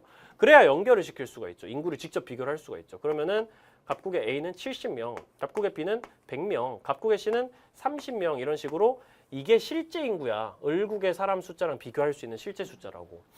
그러면 뭐가 뭐의 2배겠어? 라는 걸 생각을 해보면은 을국의 A보다 갑국의 C가 2배 더 많은 거거든. 그럼 어떻게 되는 거겠어? 이게 찾아보면 되죠. 2배가 되는 걸 찾아보면 되는데 나머지는 다 2배가 안 되지만 요것만 을국의 A보다 갑국의 C가 2배 더 많다는 걸 알 수 있습니다. 그럼 갑국의 유소년 인구가 C인 거고 을국의 노년 인구가 A였던 거고 그렇게 되면은 유소년 인구가 C, 노년 인구가 A, 부양 인구가 B 이런 식으로 결론이 난다라는 것까지도 알 수 있는 거죠. 그걸 가지고 여기 있는 거를 마무리로 채워주면 문제가 끝나는 겁니다. A, B, C가 다 나왔기 때문에 A 같은 경우에는 70 갑국에서 B 같은 경우에는 부양 인구니까 100 C가 유소년 인구니까 30 그리고 총 인구는 200명 을국 같은 경우는 총 인구 100명 2배라고 했으니까 2배 가정한 채로 그대로 가지고 올게요. 그렇게 해가지고 A, B, C가 순서대로 15, 60, 25 이런 식으로 해가지고 마무리 정리만 해주면 이제 문제를 다 풀었다고도 봐도 과언이 아닌 거죠. 얘네들은 이제 비교할 수 있습니다. 실제로 갑국 전체 인구, 을국 전체 인구의 2배인 것까지도 딱 맞춰줬기 때문에 실제로 연결이 돼가지고 원래는 막 요 비율 안에서 갑국 안에서만 비교하고 을국 안에서만 비교할 수 있고 이런 인구 비율을 넘어가지고 또 나라들끼리도 서로 비교할 수 있게 요 표현을 통해 가지고 만들어 놓은 거죠 이미. 그럼 그걸 가지고 문제를 풀어보면 됩니다. 1번 A는 유소년 인구, B는 노년 인구, C는 부양 인구이다. A가 노년 인구가 아니라 A가 노년 인구고 유소년 인구가 아니라 노년이고 B가 부양 인구고 C가 유소년 인구이기 때문에 그냥 다 틀렸어. 2번 갑국은 을국과 달리 부양 인구가 노년 인구보다 많다라고 얘기를 했는데 갑국은 을국과 달리 부양 인구가 노년 인구보다 많다. 갑국은 부양 인구가 노년 인구보다 많네. 그럼 을국은 달라야 되는데 을국도 부양 인구가 노년 인구보다 많아. 그러면은 같이라고 바꿔줘야 되는 거죠. 둘 다 부양 인구가 노년 인구보다 더 많다. 3번 총부양비는 갑국이 을국에 비해 작다라고 했는데 총부양비 구하면 되는 거예요. 총부양비 어떻게 구해? 부양 인구분의 유소년 인구 더하기 노년 인구 이렇게 하잖아. 그럼 갑국 같은 경우에는 100분의 100이 되는 거고 여기다가 곱하기 100 하면 이제 총부양비가 되는데 곱하기 100은 생략하겠습니다. 어차피 을국이랑 갑국이랑 총부양비라는 똑같은 지수를 비교하는 거니까 분수 상태로 비교할게요. 을국은 60분의 40 이렇게 되는 거죠. 부양인구분의 유소년인구 더하기 노인인구 이렇게 하면은 그럼 이거 두 개를 비교하면 어느 쪽이 더 크냐라고 하면 당연히 갑국이 더 큰 거지. 총부양비는 갑국의 을국에 비해 크다라고 바꿔줘야 되는 거고 4번 노령화 지수는 을국이 갑국에 비해 낮다라고 했는데 노령화 지수는 뭐야? 유소년인구분의 노인인구 하는 거라고. 유소년인구분의 노인인구 하면은 갑국 같은 경우에는 30분의 70 노령화 지수 하면은 30분의 70 을국 같은 경우에 25분의 15 이렇게 하면 되는 거잖아. 어느 쪽이 더 커? 당연히 갑국이 더 크지. 을국이 갑국에 비해서 낮다. 4번이 바로 정답이 돼버립니다. 5번 갑국은 초고령 사회, 을국은 고령화 사회이다 라고 지금 돼 있는데 초고령 고령화 사회는 예전 기출에 되게 많이 나오던 물어보던 것들인데 여기 아래쪽에 뜻을 적어 놓긴 했죠. 초고령이라고 하려면은 노인 인구 비율이 전체 인구 중에서 20%가 돼야 되고요.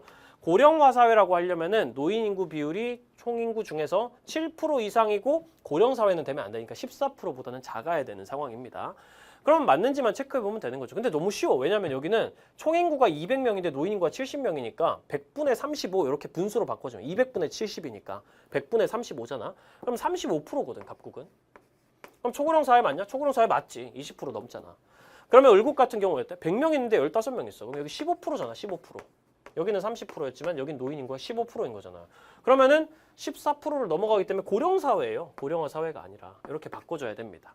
그래서 정답이 4번이 된다는 것까지 확인을 할 수가 있죠. 여기까지 풀어보면 이제 저희가 5월 학평 아니지 4월 학평을 다 마무리를 한 건데 객관적인 난이도가 그렇게 높진 않았지만 방금 본 문제들 중에 꽤 중요하다고 할 수 있는 얘기들은 16번 문제에서 나왔던 성취지위, 갑의 성취지위 뭐 이런 얘기를 할 때의 어떤 함정 그런 것들을 넘어갈 수 있는가 그런 것들이 좀 중요하고 15번 문제에서 여러 가지 원리들을 제가 설명을 해드렸는데 그 원리들이랑 관련해서 좀 기억이 안 나거나 혹은 이런 걸 아예 처음 들어본다 이런 느낌이 든다면 반드시 킬 더 킬러를 푸셔야 되고 원리들만 알면 진짜 빨리 풀 수 있는 문제였습니다. 그리고 뭐 나머지 문제들에서는 사실 솔직히 말하면 엄청 어려웠던 거 없었어요. 11번에 나와 있는 계층이동 문제에서 조금 어려운 내용이 있긴 했는데 그것들도 제 설명을 한번 들어보고 아 이런 식으로 풀면 되는 거구나 라는 것만 되새김질 해보시면은 앞으로 문제 푸는데 그렇게 어려움은 없으실 겁니다. 5월 학력평가 성적에 그렇게 연연할 필요가 없고요. 어차피 진짜 중요한 건 뭐다? 6평이다. 6월 평가원 문제가 진짜로 의미가 있고 진짜 실전 같은 상황에서 이 실제로 N수생들이랑까지 경쟁을 해가면서 실제 여러분의 객관적인 실력을 확인해 볼 수 있는 기회이기 때문에 그 전까지 확실하게 준비하는 게 지금부터는 더 중요하다. 제가 조만간 또 이제 6월 평가원 대비 학습법도 올려드릴 테니까 그것도 한번 보도록 하세요. 정말 수고하셨고요. 여러분들 뭐 잘 보셨든지 못 보셨든지 이번 성적은 별로 중요하지 않습니다. 6평이 중요한 거니까요. 6평을 대비를 해가지고 지금부터 준비를 잘 해보시길 바랍니다. 저는 지금까지 김현수였고요. 4월 학력평가 전문항 해설이었습니다. 감사합니다.